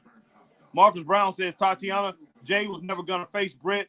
Tony Storm Sorrell, she was basically fighting nothing but jobbers as TBS champion. You have to accept that Tony Khan can't hold on to everybody, to everyone. Well, Marcus, she did defend the title against some pretty good people, though, every now and then. She did fight some jobbers, but she did defend the title. She did wrestle. Who was the girl? She wrestled Morrison's wife. Last she wrestled. She was wrestling Nyla Jade. So she had some challenges. She took on some people. It wasn't all jobbers, man. It wasn't, you know. But yeah, they should have set something up between her and Britt. I will say that though, Marcus. Definitely should have set something up between her and Britt. All right, Marcus Brown, Green Roundel. WWE is trying to bring in Ricky Starks too, and Warlow is gone once this contract is up. So it's not cool for WWE to bring in talent, but AEW can. You can't play favorites. Yeah, I'm with that, Marcus. Like I say, everybody, man, if your contract is up, you're free to go. You should be free to go wherever you want to go. But I'm pretty sure WWE, they definitely interested in Jade Cargill. They definitely interested in Ricky Starks. They're interested in Warlow too. So, you know, hey, it is what it is, man. It really is. But they are interested in these people. Like, you know, I know a lot of dirt sheets, a lot of people out here talking. They don't know more than us here on this podcast, the Straight Up Wrestling family. They don't know more, you know, any more than us. But, you know, people out here speculating and things like that. And a lot of people do stuff like that to get clicks. So, but, man, I just hope, you know, each and every one of these, you know, everybody that you named right there, Marcus, is talented. That they're able to go forward, whatever company they are, that they're able to go forward and to succeed, man, in this wrestling game. Green Roundel, I never said I was against WWE's bringing in AEW talents. I am all for it. I was just wondering where you got the idea he was recruiting people. Also, I have seen those substantial reports about this. Okay, Green Roundel. Cool. All right, Green Roundel says Cody was trying to bring people from AEW to the WWE. Why was he not starting with his own brother?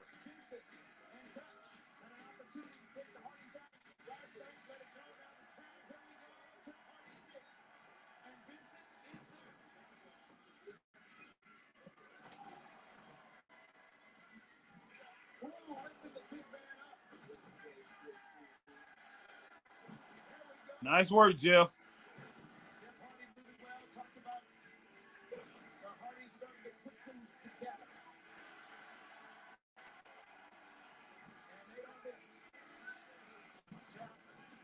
Neutral corner, back elbow there. Oh, that kick a little bit right. It was enough, and now here's the cover.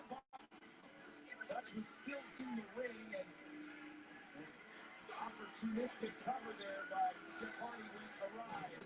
Tell you what, folks, we have got so much information coming your way. One of the biggest weeks in AEW coming up.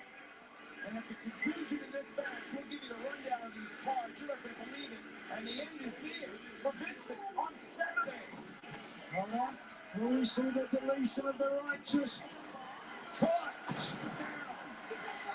Jeff Hardy, top rope. Here we go. Goodness sake.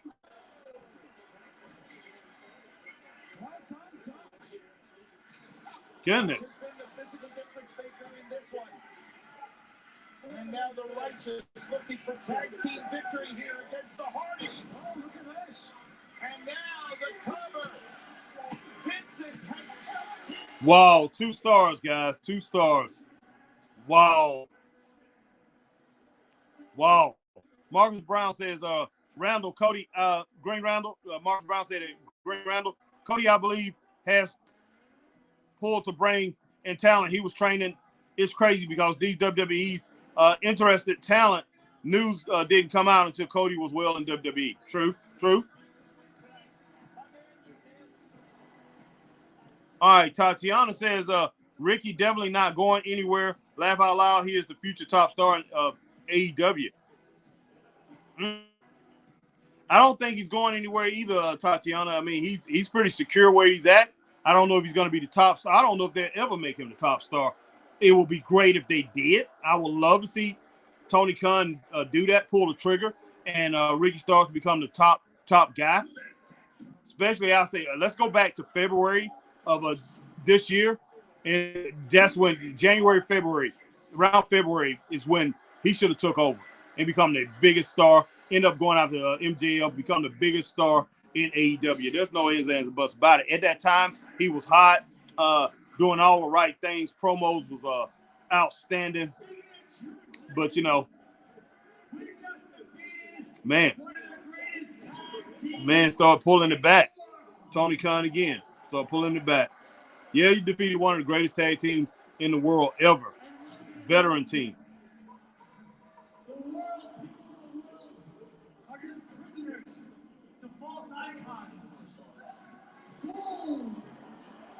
All right, Marcus Brown says, at Tatiana, you know how Jade Cargill will be booked? I think she could possibly face Rhea Ripley at WrestleMania 40 and dethrone her. You see Bianca Belair, she's basically an ambassador for WWE. That's true, too. She is. Marcus Brown, Tatiana, so you expect Tony Khan to keep everyone for life? It's a business. It's going to be people hopping back and forth. It's part of life. That's true. That's true, too. All right, Green Randall says, if Ricky went to WWE, they would make them like Miz. His character would act violence, and Carol Lee, his character right now is perfect because he is a fighter. He may pull the dirty trick now and then.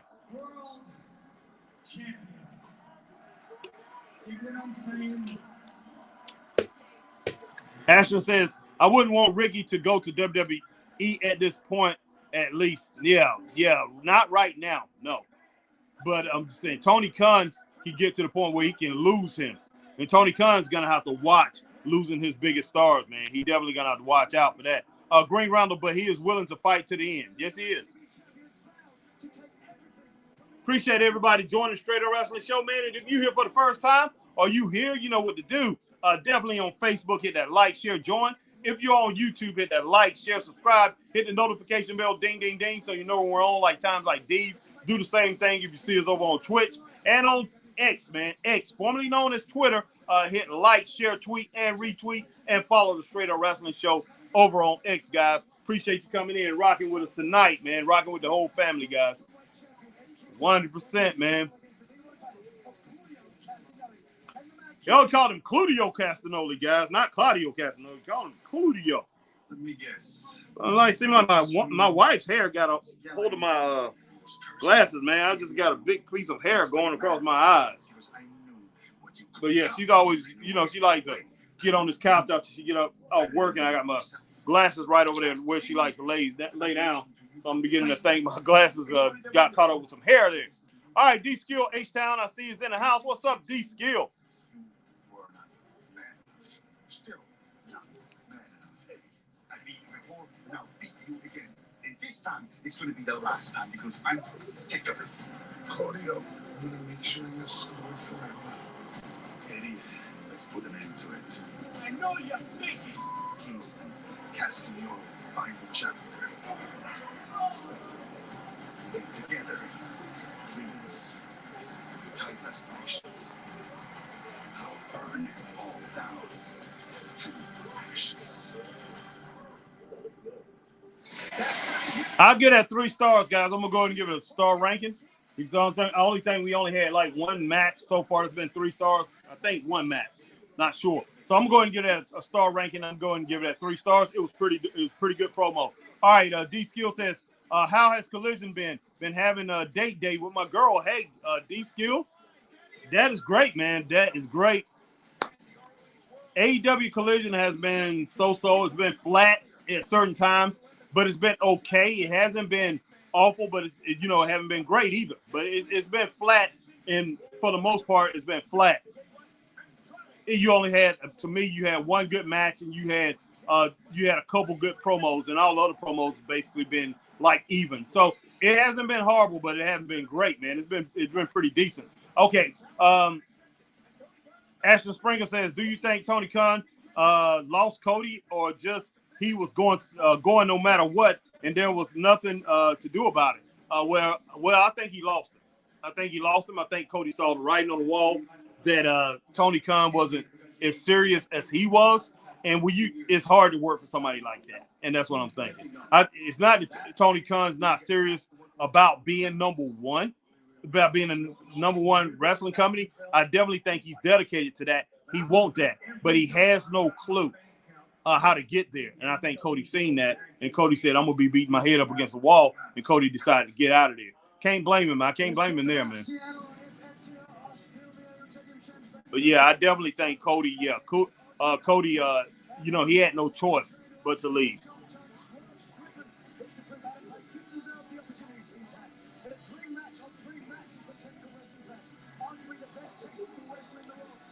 All right, Marcus Brown says, "Harry, did you see Jade Cargill hugging Statlander after the match?" And she said, "Thank you." Apparently, she went backstage, and people in both AEW and WWE expect her in WWE. I didn't get to see that because I didn't watch Rampage last night. I didn't get to watch SmackDown or Rampage, but that's what I heard. They did hug. So that's very interesting, Marcus. Very interesting. Green Randall, where are they getting these opponents for FTR? No one would be amazing. One of these no-name tag teams were the ones who dethroned FTR. Man, I don't know what in the world's going on with that, but they definitely need to get a respectable name team to take down FTR if they're gonna have them lose the titles. Tatiana, I don't expect Tony Khan to keep everyone on his roster. Just certain people I don't believe would go to WWE at this point, especially when there's no proof, just speculation. Yeah, I'm with you 100% on that, Tatiana. Hey, until these people show up, we can't say nothing. We really, we can say things, we can speculate, we can talk about it, but it's not 100% signed deal until we actually see these people show up, and that's the truth, 100%. Jason Burnett, RVD back in AEW, but they can't build stars. Harry, you called it. Tony losing it. Yeah, man. I hated that, because I did at certain points back. I've been talking about it for a long time, but hey, I pretty much ran out of air. After a while, got tired of talking about it, and you going back and look at some of the shorts, and you can look at certain things where I just pretty much was, going at Tony Khan a lot, because I'm just like, this guy, man, he just don't get it. He doesn't get it. And sometimes when somebody don't get it, they don't get it. And that's, WWE has been there plenty times before, and they still got work to do too, guys. They need to fix. Oh gosh, sorry about that, guys. Sorry about that. They need to fix their tag team division, definitely. They need to fix that. They got things to fix too. They're caught up with their storylines to where, their women's division is kind of messed up too. Because outside of Rhea Ripley on the main roster, they're not doing much with their female roster. You had Nia Jax come in and pretty much attack Rhea, but you got Tiffany who might be going up, and you got Becky who ended up on NXT going over there winning that title. But on NXT, they're doing it right. Shawn Michaels got this thing right. He got everything on lock, what he's doing, man. I definitely love what they're doing on NXT. But, they still got a little ways to go with SmackDown and Raw. But the whole thing about them, Raw and SmackDown, they continue to deliver great shows. And that masks some of the problems, guys. It's masking some of the problems that in all actuality that WWE has. WWE has its problems too. But having great shows, and things continue to make sense, and having a great storyline every now and then, and they got like 3 really good ones going on right now. It masks a lot of problems, guys. It will take care of a lot of problems. D-Skill H-Town, Ashton Springer. Cody said there were issues behind the scenes that made him leave, but he won't get into details. That's class right there, D-Skill. That's class. That's class. All right. Marcus Brown says, Harry, the fan base played a part of Jade leaving because for some sick reason, the AEW fan base that be at the shows be hating black female talents. Everyone kept on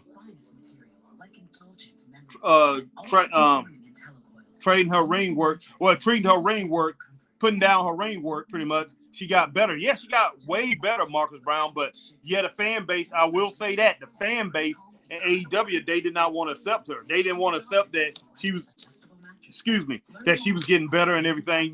Hey, they looked at her as she was green. She was always going to be green. She was always going to be Kermit the Frog to them. So that never changed. And to tell you the truth, I don't know if it'll ever change with AEW. So that is the problem that she is facing if she does stay with AEW. So Marcus Brown, I don't, most of the stuff that you said there, I agree with it. 100%, man. I should have figured. Y'all play a promotional video package for a guy I just beat, and also for a guy that doesn't even work here. At Wrestle Dream, no less, that I don't even have a match for currently. This is the type of stuff that I'm talking about. I'm over it. I'm beyond exhausted. Here's the deal, Brian. I beat you tonight, man. And I understand that it's everybody's dream to beat Brian Danielson. Well, guess what? I did it. Now I want to be your nightmare. And to do so, I'm going to go to links that I haven't gone to before. So that's why next week on Collision, it's you and me and a Texas death match. Show up. I'm going to show out. You know what? I'm going to put an end to this whole fiasco that's known as Brian Danielson. Guys. Good promo, guys. I like that promo from Ricky Starks. And, yeah, he needs to be the biggest star there, man. Probably the biggest star in AEW. If not that, the top three. And I believe he was there at one point, back in earlier in the year. But it didn't take long for Tony Khan to pull the rug off under him. Silly, man. Just real silly. But, Indian strap match or whatever it is that they're going to have, Texas death match, whatever is going to have something with the strap, it doesn't matter. Those things, AEW, I wouldn't even do that. Just have a regular match. AEW, Tony Khan has wore out. The specialty matches, he has wore them out. He have completely went into them and hacked them up and rewashed, rinsed over and over and over again, where it doesn't have any color no more, guys. Doesn't have no more flavor. All right, Green Randall, I think I hate Sabre Juniors. Okay, title. Almost as much as the trios. All right, okay, cool. Tatiana says AEW gets a lot of heat for having ex-WWE stars on their roster, but fans can't want to see AEW wrestlers in WWE funny. Yeah, true. I mean, that's just the nature of the business, Tatiana. We know that.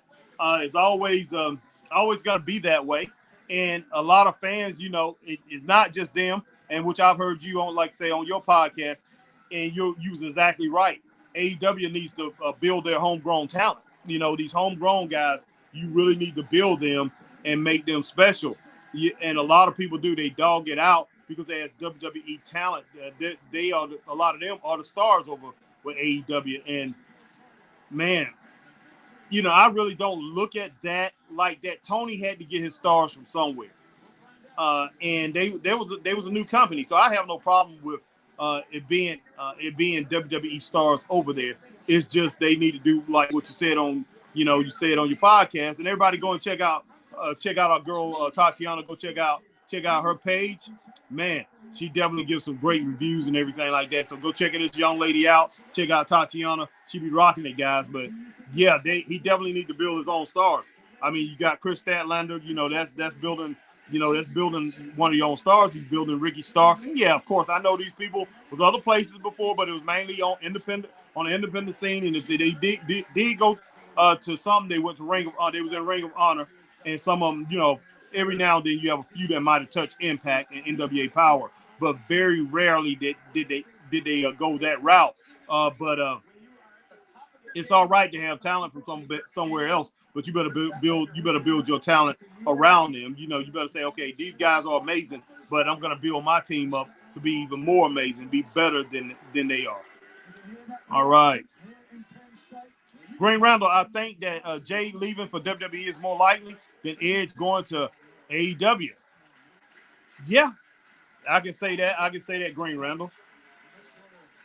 We just got to see what happens with Jade, man. She could change her mind tomorrow, man. That's if her mind is not already made up what she's going to do.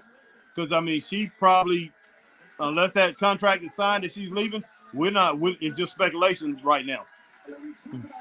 Marcus Brown, Tatiana, so you think Jade stays in AEW when after what was seen, she's leaving? I think she's gone. I don't blame her. She was disrespected. I think she was done dirty, and her ring work did improve. It did. It did. No doubt about that, Marcus. It did. D-Skill H-Town RVD was supposed to be at WrestleMania 40 in Philly. He said WWE uninvited him after he was on AEW. Wow. He could just be blowing smoke, DVD. I'm not sure, man. I'm not sure. He probably did. That probably did happen too. Most likely it happened.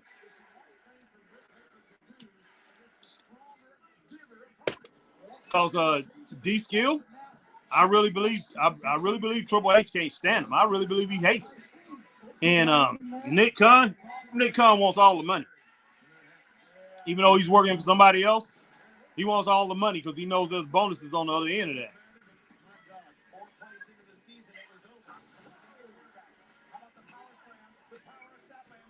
You don't want to have nothing to do with anybody that was over on AEW, man, and that's going to put a bad spotlight on WWE by showing up at one of the big shows. So I guess that's that. All right, Green Randall, Ricky is on. Another masterpiece on the mic from Ricky starts. Yeah, I agree with you on that, Randall. All right, Green Randall. All new Thursdays at 10 on True TV. All right, Marcus Brown says Tatiana is not a problem if WWE brings in a few ex-AEW stars, as long as they're not relying on just signing AEW stars. Then I will say something. But that's all Tony Khan does: sign nothing but ex-WWE stars. She makes great presents. Hope you like plaid. Green Randall, is the Texas Death Match another Texas Chainsaw thing, or is it a Terry Funk tribute? Who knows? All right, Tatiana says, Marcus, I can't tell you how many times I've seen wrestlers hug or shake hands after a match and they didn't leave. It's a sign of respect to their opponent. True. That's right. Jimmy John's Raps are here to stay. Green Randall, I have got to go. All right, Green Randall, have a great night, man. Glad that you stayed. Appreciate you being on. Hey, having conversations, with everybody, man. Hey, not just me. It was with Marcus. It was with Tatiana. Everything. It's all good, man. You have a great night. All right, Marcus Brown says, if Jade Cargill signs, he says to Tatiana, Jade Cargill signs with WWE, you have to acknowledge it here. If she returns to AEW, I will acknowledge it here. Deal. Okay. I'm pretty sure both of you are stand-up people, and it'll happen. All right. Marcus Brown says, Tatiana, because it's not fake when you have both AEW and WWE expecting her to go to WWE. It's basically confirmed even by AEW. Tatiana says, Marcus, okay, I'm okay with wherever she goes. Just saying right now, there's no proof. Okay. I'm with that. 100%. Yeah, because there's nobody seen any signed contracts or anything. All right, Marcus says, Harry, did you hear what Punk said at the MMA show? He hosts a commentary team, trash talking and sucks. Was asked what his ideas do, and he said, give it 2 months. Okay.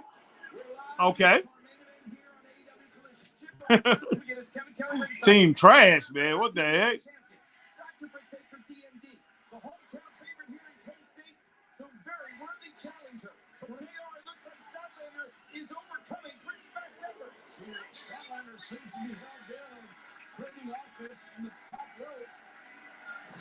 Wow, Chris. All right, Marcus Brown says, Tatiana, I just want Jay to get what is owed to her. She should be treated like a star. She was, Marcus, to tell you the truth, she was. And if she goes to WWE, they better treat her like a star like Bianca, or I will flip off on Triple H. I hear you, Marcus. But Marcus, the whole thing about it is this. I mean, she was treated like a star. And I'm pretty sure Tatiana seen that, D-Skill seen that, Green Ramble. Everybody here did see that, man. She was treated like a star on AEW. So, man, I have to chime in on that and say she was treated like a star. The end result, was it good? No, because the fans didn't like her. And when she lost, I mean, fans was 100% behind Chris Statlander. They wanted to see her lose. So, I mean, but to tell you the truth, she got a lot of haters in AEW, but she definitely had a lot of fans in AEW. A lot of people in AEW love Jade Cargill, not just black either. White people, Hispanic people, a lot of people have a lot of respect for Jade Cargill. They really liked her a lot. So, but you had anywhere from 40%, sometimes 60% hating her of AEW's fan base. Couldn't stand her. She's not getting better. She's green. She's green. She's green. I heard that up until a couple months ago, man, before she had left the first time. She's so green. She's green. She's never going to get better, man. I was just like, wow, what are y'all looking at?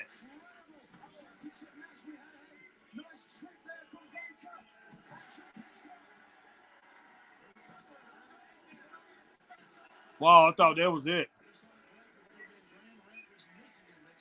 All right, Marcus says, Harry, what's in 2 months? You asked Survivor Series in Chicago? Can't wait. Marcus Brown, Harry, I meant not treated like a man of. Harry, I meant not treated like a main event star. I agree there, Marcus.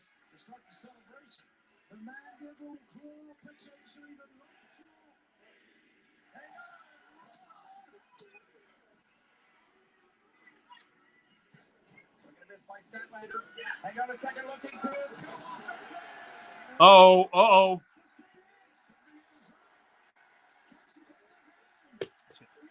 Almost got her in the center of the ring, but Chris Statlander's too close to them ropes, man. Wow.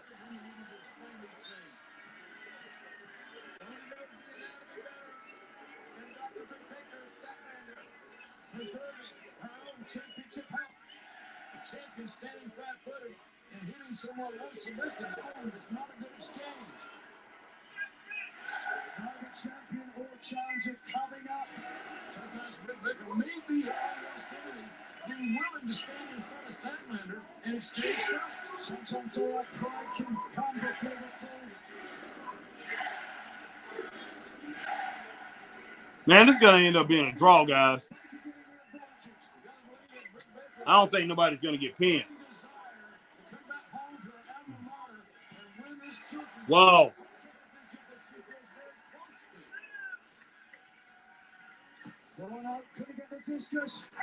Oh, wow. This right, it's a pretty good match. This is a pretty good match here, I have to say.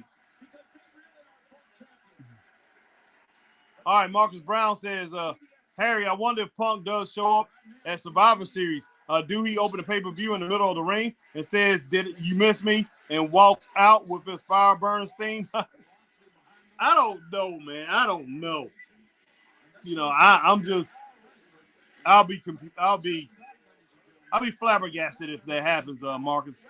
Straight flabbergasted, no doubt, man. I'm being honest, straight up.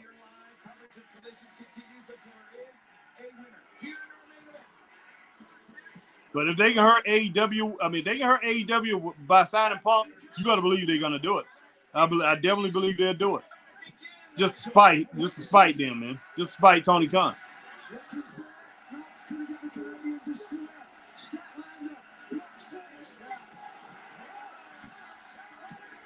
Wow. Fruit roll up. Man, ladies and gentlemen, what an hour we're having here at State College, Pennsylvania, the home of the Liberty Lions. It's our main event, Dr. Britt Baker and the University to challenge him. I'm enjoying this main event. Oh, wow. Wow.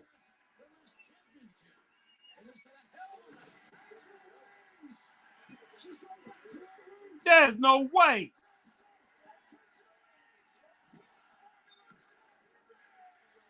Man, she just stuffed Rollins there, man.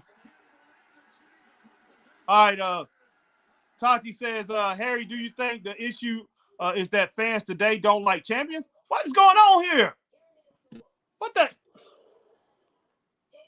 Oh, no. Okay, I recorded and it stopped. Okay, it stopped on the recording. What is going on?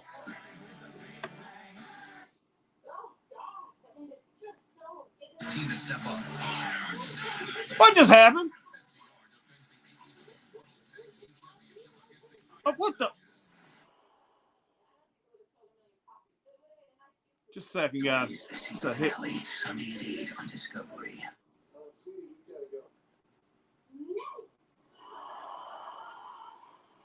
What the? What just happened?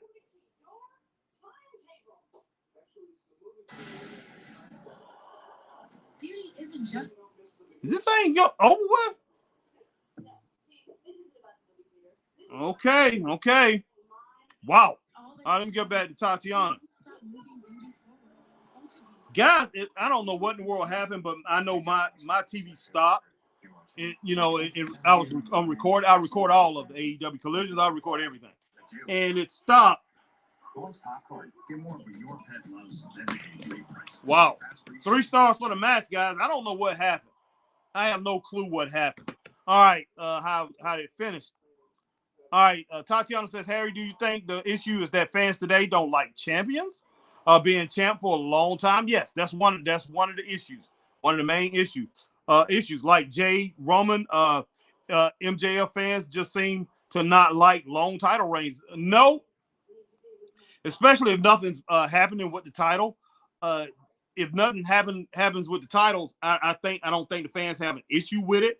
Like Gunther's had that title for a long time. He just broke Pedro Morales' record, and Pedro had that belt he had that title for a long time. So, man, but yeah, Gunther is constantly defending that title. So, I definitely think fans will get into it, and I think they like Roman's too. But Roman, he went into part-time, doing part-time, but he's even more a part-time now. It seemed like it's gotten a little bit worse.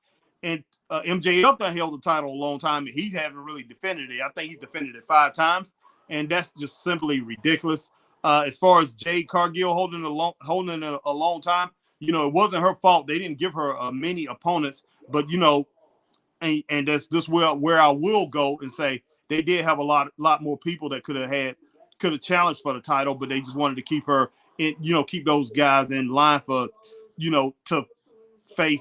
to basically face Britt Baker, people like Serena Deeb, Hikaru Shida, and people like that who should have been facing Jade Cargill.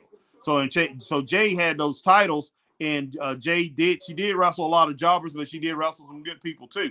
And she had the title for a long time, and I think it looked good. It looks good for any title holder to hold the title for a long time if they're doing something with the title.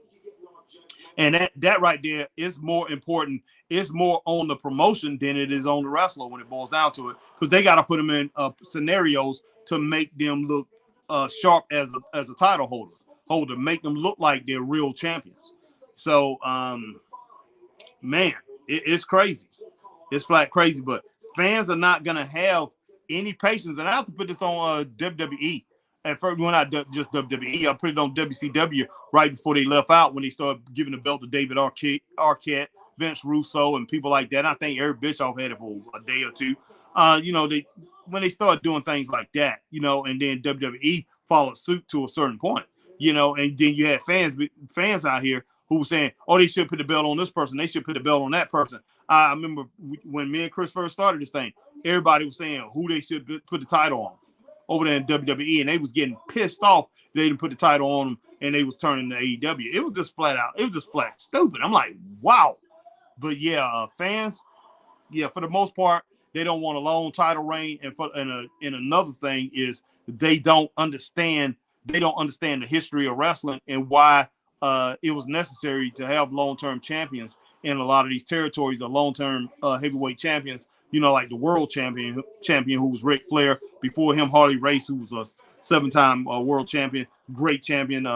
Terry Funk had it for 2 years from like 75 to 77. He was a great champion. And this is before the hardcore days of, doing crazy stuff, but he was always a hardcore wrestler.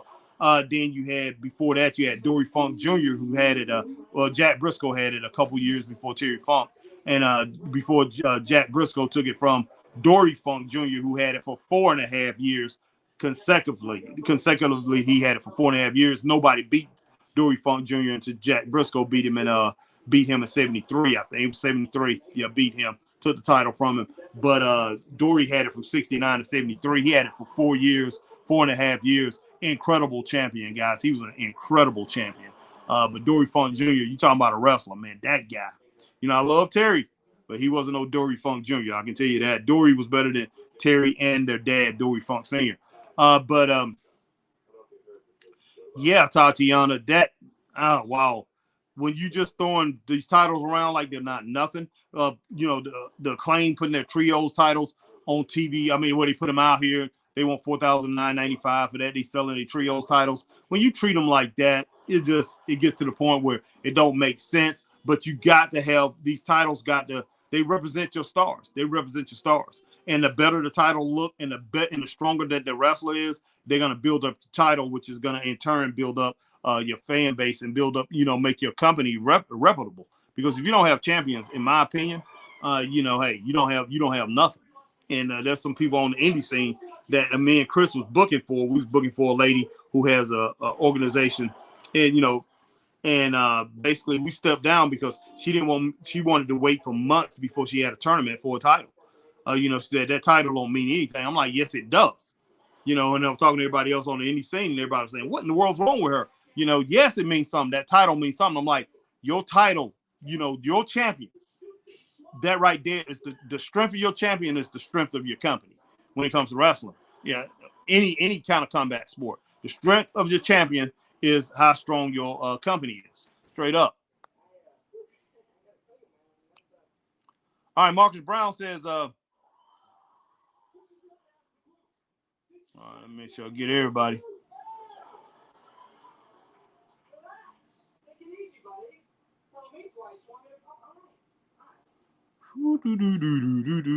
Marcus Brown said, Tatiana, oh yeah, fans have issues with long title reigns. When that one title reign can put that person over more than have multiple title reigns. Okay, Marcus says that Tatiana, like having 20 title reigns means you lost it 20 other times. That makes the person look kind of weak. To a certain point, it does, Marcus. To a certain point, it depends on who had the title that long, and did they have it over a long period of time. Like, you can look at somebody like Nature Boy Ric Flair and say, let's go with the 21 title reigns. But Ric Flair was the WCW world champ from, he had multiple reigns all the way up until the 2000, like to 2000 or 2001, I think, when he won his last championship. But he won his first world title in 1982. So he had a 19-year run of holding that title. And, two times was more than 2 years. One time was like 3 or 4 years. He had the title between 82 to 86, 82 to 83 to 87, 82 to 86. After he beat Harley Race at the Flair for Gold, he didn't lose that title for like 3.5, 4 years or whatever. But then he started, losing it. But he lost it to some great people, man. Now, that's why nobody never messed with him, because Ric Flair lost the title to everybody he lost it to was great wrestlers. He lost to legendary wrestlers, man, when he lost his title. His first title loss was to Dusty Rhodes. Well, not Dusty Rhodes. He beat Dusty Rhodes for the title. His first title loss was to Harley Race. His second title loss was to Dusty Rhodes. His third title loss was to Kerry Von Erich. His fourth title loss was to, I think, Dusty Rhodes again. And his fifth title loss was against Ronnie Garvin. That's probably the worst one that he had. His sixth loss was to Sting. Then he took it back from Sting. He lost again to Sting. That was his seventh loss. Then he lost to, I think he ended up in WWF WWF at that time or whatever. He came back and beat Big Van Vader for the title. Then he held the title for a little while, and then he lost to Sting again, got it back from Sting, then he lost to Hulk Hogan, and got it back from Hogan. Him and Hogan traded the title a couple times. He got it back twice from Hogan. So he lost to Randy Savage. He lost the title to Randy Savage once or twice, got it back from Randy Savage. So he lost to some legendary people, even the people that came, like I said, the people that came from WWF, even without them, he was losing the title. He lost the title to legends. He didn't lose the title to just anybody. So that makes him look very, very strong. Now, Cena's run, I don't know who Cena was losing those titles to. A couple people I do, but overall, I don't know his 16 losses or whatever, 17 losses that he had. I don't know who he lost his titles to. But I know Ric Flair, he has a long laundry list of great people that he lost that title to. Great people. All right. Marcus Brown says, Harry, that match was quick. It was, but it was a really good match. D-Skill H-Town and Tatiana, I think people like long title reigns, but when everyone has a long title reign, it becomes a lot less special and gets old. That's true. Now, as far as long title reigns, it should be only certain titles. You know, the World Heavyweight Champion, the United States Heavyweight Champion, you know, the Intercontinental Champion, the World Tag Team Champions. Like, you know, you have these secondary belts, like, say, a TV belt, you know, TV belt. Like, you know, they used to have the TV title, and then you had like the regional titles back in the day. You know, you want to have those type of titles. Like if you want to bring in a Brass Knucks title, the Trios title, 3 months, 4 months tops, put it on somebody else, you know. So, yeah, you can have long title reigns, but it depends on what kind of title it is. It really does.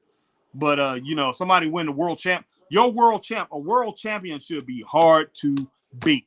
And it should be hard to get that title. It should be very serious, taken very serious. And, you know, it shouldn't be just dropped on anybody. So a long title reign from a world champion, there's no problem with that. There's a long title reign on most world champions. It's something great. That's the reason why you had Hulk Hogan, Ric Flair ruling their prospective companies for such a long time, and Nick Bockwinkel over in AWA, Vern Gagne, Stan Hansen. Rick Martel even held this title for a long time when he was in the AWA. Kurt Heenan. When Kurt Heenan, Mr. Perfect, was the world champion over the AWA, he held it for a good while. So, you know, your respective champions should hold those titles for a long time. But you had like the World Tag Team belts. You know, it was being split between Rock and Roll Express, Midnight Express, Arn Anderson, Arn Anderson and Tully Blanchard. Those guys, they will hold it for 8 months, 9 months, lose it back to those teams. But you know, it was so important that they ended up making the United States tag team titles because they had so many different tag teams vying for the titles. You know, like the Steiner brothers, they held it for a long time. Road Warriors used to hold it, but not as long as the Steiners. Steiners would hold it for a long time. Ricky Steamboat and Jay Youngblood hold it for a long time. Demolition held it for a long time. So it just depends. But you know, when you look at an Intercontinental Champion, they used to look on them just as almost as important as the WWE Champion. You know, Bob Backlund held that WWE Champion for 5 years, and at the time he was holding it, the people that held the Intercontinental Championship, you had Pedro Morales. Let's see, who else? I think Ivan Putski didn't win it. You had Pedro Morales. I think Stan Stasiak. You had some major players win that title at the time. But Pedro had that title for a long time. Those guys held those titles for a long time, man. Long time. You know, so those Intercontinental titles meant a lot. Now, that world title, Captain Lou Albano and Bobby Heenan's teams and people like that, they had about, because Captain Lou Albano, he managed like 20-something champions, 22, 23 tag team champions. He had a lot of them. And those titles used to switch hands a lot. You know, the World Tag Team belts meant a lot, and it was big, but nowhere near as big in the WWE, the WWF as the World Title and an Intercontinental Championship. That's one thing about the WWF; they didn't have a lot of titles like the NWA did. The NWA, even in a lot of their territories, which was smaller than the WWF's territory, they had a lot of titles. You know, a lot of titles. But you had a lot of elite. I will say that thing about Mid-Atlantic. Jim Crockett had a lot of elite wrestlers, a lot of them. And, you know, even though Vince had the biggest territory, you know, Vince, I'm talking about Vince Sr., that was the biggest territory because it was up in New York. he didn't have the best wrestlers. He had some good wrestlers, very good wrestlers, but he didn't have the talent that Jim Crockett Promotions had. Jim Crockett was just running the Carolinas and Virginia, and sometimes they had Philadelphia, Baltimore, and places like that they had expanded to, but yeah, his territory he had amazing talent. He had some amazing talent. So he created they had a little bit more championships there. But a lot of those championships outside of, like I said, the world heavyweight champion, NWA champion, which pretty much frequent everywhere, but ended up being in Crockett a lot. Outside of the NWA champion, you had that United States heavyweight belt, which was held for a long time. It was being changed up between Ric Flair, Roddy Piper, and Ricky Steamboat. Those guys, and then Sergeant Slaughter, those guys basically was ruling that title for a long time. That's when Harley Race was the world champion. So Harley Race had that belt for a long time. Nobody could beat him. He would come through the Carolinas, and even though they had great wrestlers like Wahoo McDaniel, Ric Flair, and Jack Briscoe and people like that, they couldn't beat him. So over in NWA, over in not NWA, whichever, the whole NWA, but in Mid-Atlantic Championship Wrestling, they just had a lot of titles. In Georgia Championship Wrestling, they had a pretty good bit of titles there too. But I never seen nobody have as many regional titles as the Mid-Atlantic area. Jim Crockett Promotions, he had Mid-Atlantic, World Championship Wrestling, and Worldwide Wrestling under Jim Crockett Promotions, and then and he had East Coast Championship Wrestling. So, but they was all one. He had that group of wrestling organizations, just like you got SmackDown, Raw, and NXT. But it was a territory. It was a territory, but he had those three different shows that was running on Carolina, the TV in the Carolinas, Virginia, and like I said, they went other certain places. Some they reached out to Chicago and up in Buffalo, New York area, and a couple other places. But man, I don't know. I just don't know. Let me go on to the next. Let's see. Marcus Brown says, Harry does Punk attack Seth Rollins, and that attack causes Priest to cash in, and WWE builds towards Rollins versus Punk. Rollins and Punk was teasing a WrestleMania match in 2020 on the backstage show. Yeah, he was, man. Look, I don't want to see that. I think Rollins will carry him to a good match, but man, Rollins is fast. He's quick. I don't know about these back problems Shinsuke Nakamura is talking about or whatever. Rollins is in great shape. Rollins is doing his thing. CM Punk goes over there and wrestles him, man. He's going to eat CM Punk alive. CM Punk is not going to look good against Seth Rollins. He's just not. I do think he will put up a decent match, but not the type of match they probably could have put on if this match would have happened 8 years ago. Definitely not. I mean, Seth Rollins will be all over this dude. And he will have to, and to tell you the truth, Seth Rollins will have to take a step back. He will have to take a step back to pretty much let CM Punk keep up with him, straight up. I just don't see CM Punk going in there and be, I don't see him being in the kind of shape to wrestle that type of competition over there in WWE. That's some serious stuff going on over there, man. It really is. Marcus Brown says, Harry, people hate long title reigns because they attention span is bad. That's true. They don't realize a person holding the title for over 200 days than having 15 reigns with them holding the title for 22 days week. Yeah. Maria Christian, Tony Khan needs to hire a booker. This show was already 2 stars on the show. Maria, I can't disagree with you. I'm trying my best, to give it 2.5 stars. I didn't rate it. I didn't rank it. I didn't rate it. But I do want to give it 2.5 stars. I really want to give it 2.5 stars. I really do. But you guys got eyes. You got eyes. So yeah, I'm going to give it 2 stars. But it was okay. It was just an okay show. It dragged in so many different spots. It really did. And Tony Khan, he got to have a booker, like you said, Maria. He can't be messing up like this. He can't do it. He can't afford to do it. Definitely can't afford to do it. He's got to have great shows. Got to have great shows because his numbers went down bad, really bad. Rampage and Collision both did in the 300,000s, and he had 800,000 for 880 for Dynamite, 370 for Collision and around 360 for 360, 355, 360 for Dynamite. I mean Rampage. So when you add all that up, 800, 300, that's 11 up, 1400. Then you 1480 something. That's almost about basically 1600 people. Raw beat that by itself. Raw beat all three of those shows by itself. So Tony Khan don't have no time he has no time to even think about, hey man, I'm gonna be booking this next show. Hey, you better call Kevin Sullivan up. You better call Dutch Mantell up. Call both of them up. Ask them to come up there and be a tandem. Come up there and be a tandem, write some shows. Call both of those guys up. Straight up. Because it's not looking good at all. Marcus Brown. TK can start to build a creative team through Bryan Danielson and try to convince Bret Hart to come back and give him a spot on the creative team. But TK is stubborn. I don't know how that'll work out, to tell you the truth. It could work out good. I don't know. All right, D Skill says Bret offered to come help already. Tony Khan turned him down. Yes, he did. All he asked was come to be a scout. That's all he asked. And Tony Khan, yeah, he did. He turned him down. Tony Khan doesn't want any authority figure in that company, or he don't want somebody that's going to come that know about the business that probably going to book back to him and tell him, hey man, this is stupid. And we know how long Bret's been around the business. We know his dad, Stu Hart, was a great promoter.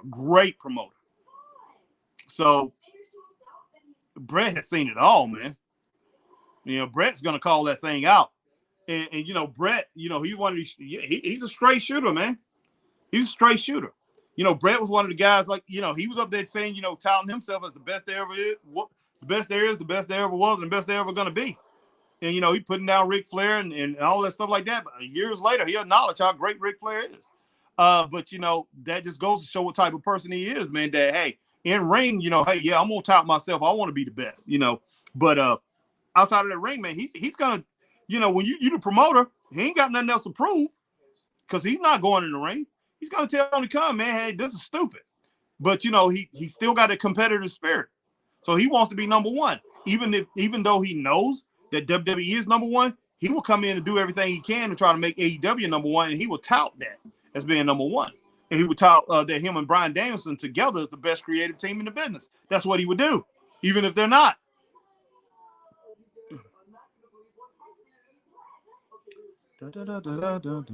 Marcus says, I know that's why I said Tony Khan has to convince him to come back. Yep.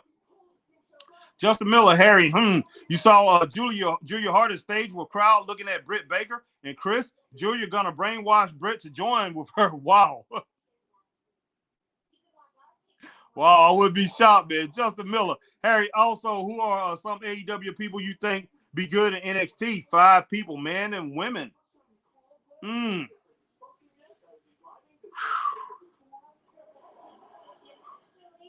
AEW, I'm going to go on the man side. I'm going to go with Hook. Let's see. I'm going to go with Trent Beretta. I'm going to go with Darby Allin. Let's see. I'm going to go with Wardlow. And I'm going to skip that person. Even though I think he'll be good over there. I'm going to go one more person. Oh, actually, John Silver. I think John Silver would be good over there. So that's 5 there. Women. Sky Blue. Red Velvet. Is she still with WWE? AEW. She's still with AEW. Red Velvet. Sky Blue. Red Velvet. Jamie Hayter. Let's see. Hikaru Shida.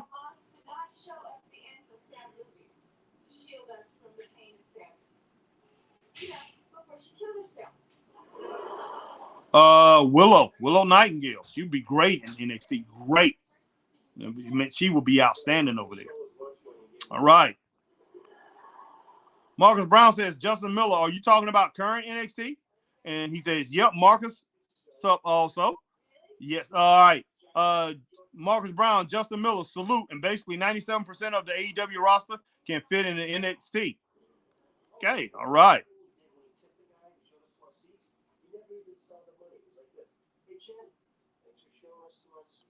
All right, Marcus Brown said, I said 97 because I'm not looking to think a Sting or a Chris Jericho or a Christian Cage would fit in NXT. That's 3%. I took off. Okay, man. All right, Marcus Brown says Harry Rollins is fast, but Rollins has lost a step. Rollins was at his absolute peak in his ring skills in 2015. I missed that version of Seth. Yeah, that's true. That's true. He's not as fast as he was, but he's still pretty quick. He's still pretty quick, man. He's a bad boy. He's a bad boy in that ring, man. And I just don't know if CM Punk can keep up with him. All right, Harry, do you feel there's a difference in show quality between Dynamite and Collision? Yes, it is. Yes, it is. You know, Collision, you can tell there's more money put behind it. It's brighter.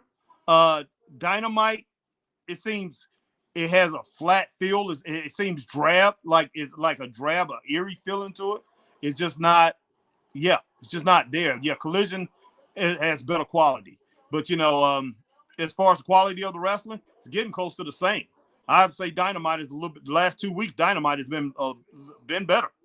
Dynamite has been better than them. Marcus says, Tatiana, I noticed that Collision has been better than Dynamite for the last month. 2 months, last 2 weeks, I wouldn't say they have been. All right, but Dynamite was a little bit better. All right, Marcus said Collision is better because who writes the show? Well, you know, Collision, man, I don't know, man. I don't know. I don't think this Collision was better than Dynamite this Wednesday. I just don't. Dynamite has picked it up a little bit. Collision, for some reason, Collision is getting a little goofy to me, man. It's getting a little goofy. It's getting out there. They tried. And maybe that's because, like I said, I started off watching Collision. It was more serious. It seemed like since Punk is gone, it seemed like they want to go in a different direction and get a little goofy here. So I don't know. Maybe Punk was keeping these guys in check, guys. You know, but I mean, all these guys didn't want to joke around because Punk was there. I'm not saying he wasn't a cancer. I'm just saying, hey, they seemed a little more silly than they was when Punk was running around the show. All right, Marcus Brown, Harry, I think Sky Blue would be fantastic in NXT, and she could team up and make a stable with Cora Jade and Roxanne Perez. Yeah, look like a whole bunch of sisters. No doubt, man. All right, Robert Corson says, sup, Harry? Oh my gosh, people are mad that Hardy's and suggest Tony Khan to release them. Oh wow, and mention Jeff and Matt to come back to WWE. Laugh out loud. That's crazy, Robert Corson, man. Glad that you joined, Robert. First time I think I've seen you, but probably have, man. We get so many people now, but appreciate you being on the Straight Up Wrestling Show, Robert, man. I'm glad that you're part of the family now. If you're not, you know what to do. Go ahead and hit that like, share, join. If you're on Facebook, you're on YouTube, hit that like, share, subscribe, hit the notification bell, ding, ding, ding, so you know when we're on like times like these. You see us on Twitch, you do the same thing that you do over here on YouTube. And if you on X, formerly known as Twitter, hit that like, share, tweet, and retweet. I appreciate everybody coming on, rocking with me tonight. My man Christopher Burton is not on here, but hey, guys, you know when we do it the best together. Even though, like I say, we rock it by ourselves. I like it better when both of us are on here. All right, man. Jason Dunn says, oh, what's up, Jason, man? Jason says, sup, Harry? And guys, Willow will be good on NXT. Very good, very talented.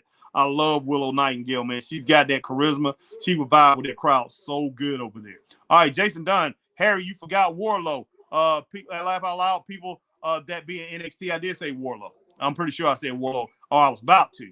And I decided maybe I didn't, but I think I said Warlow. I'm pretty sure. I think he was the third one I said. If not, definitely Warlow. All right, Marcus Brown. But yeah, appreciate you, Jason. Jason saying that to me.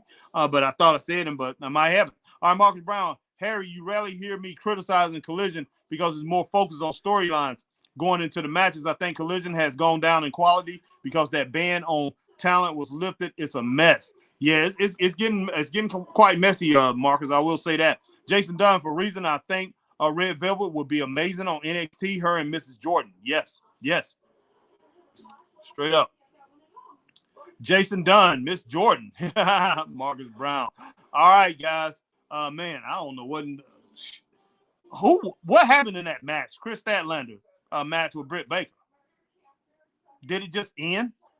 Ended in a draw or something like that?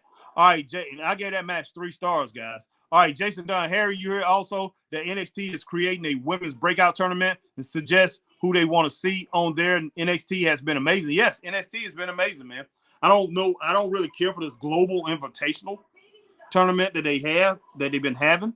I don't know if they ended it or not because I didn't watch Tuesday's episode. I watched the last 2.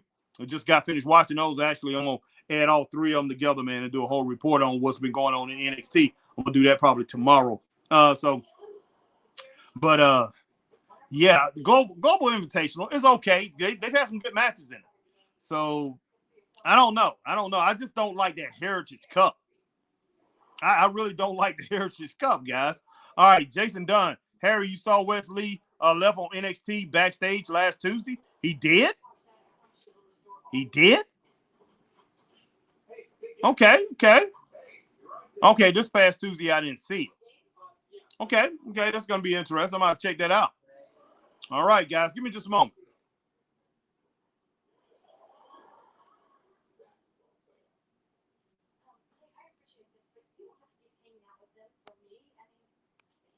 All right. Yeah. Wow, Jason. I'm definitely going to have to check that out, man. I had no flipping clue on that.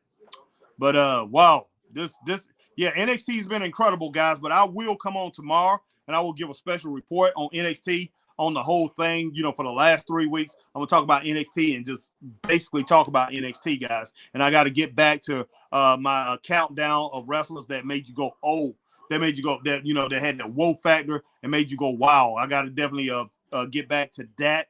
I got a lot of different wrestlers to talk about on that. And hopefully tomorrow, me and Chris will come on and do something. But guys, I'll tell you what, man, let's see. Okay, Jason Dunn said I think it's part of the storyline. I do too, Jason Dunn, man. I don't think Wes Lee is just gonna up and go. Hopefully not. Jason Dunn says, okay, Harry. All right, Marcus Brown. Harry, NXT has been underrated since they moved away from the Cringe show a year ago. That's true. Just because the talent over there ain't all indie talent, it's the mixture. Yeah, but yeah, it's definitely underrated, Marcus. And they have put, man. Shawn Michaels has been putting on a great show over there. Him, Road Dogg, and everybody else, man, that's surrounding them, been putting on great shows. I love NXT, love what they're doing. You never get bored over there. They doing some great things. Jason Dunn, bring Chris tomorrow. Also, laugh out loud. Hopefully so, Jason. Marcus Brown, Jason Dunn. Do you think Wes Lee leaving NXT is him bringing Nash Carter back? Because I think he wants back in WWE. I'm pretty sure he does. And I think he got cleared of all that stuff. I'm pretty sure he did. Jason Dunn. Oh, also, Harry, WWE is bringing back weight class because of Endeavor. Okay. Huh. Wow. All right. Okay, guys. I am out of here, guys. I have got to do some things. I need to feed the cat and the dog. Then do a couple other things. But, guys, man, I'm going to get out here, go take a walk, hit the gym or whatever.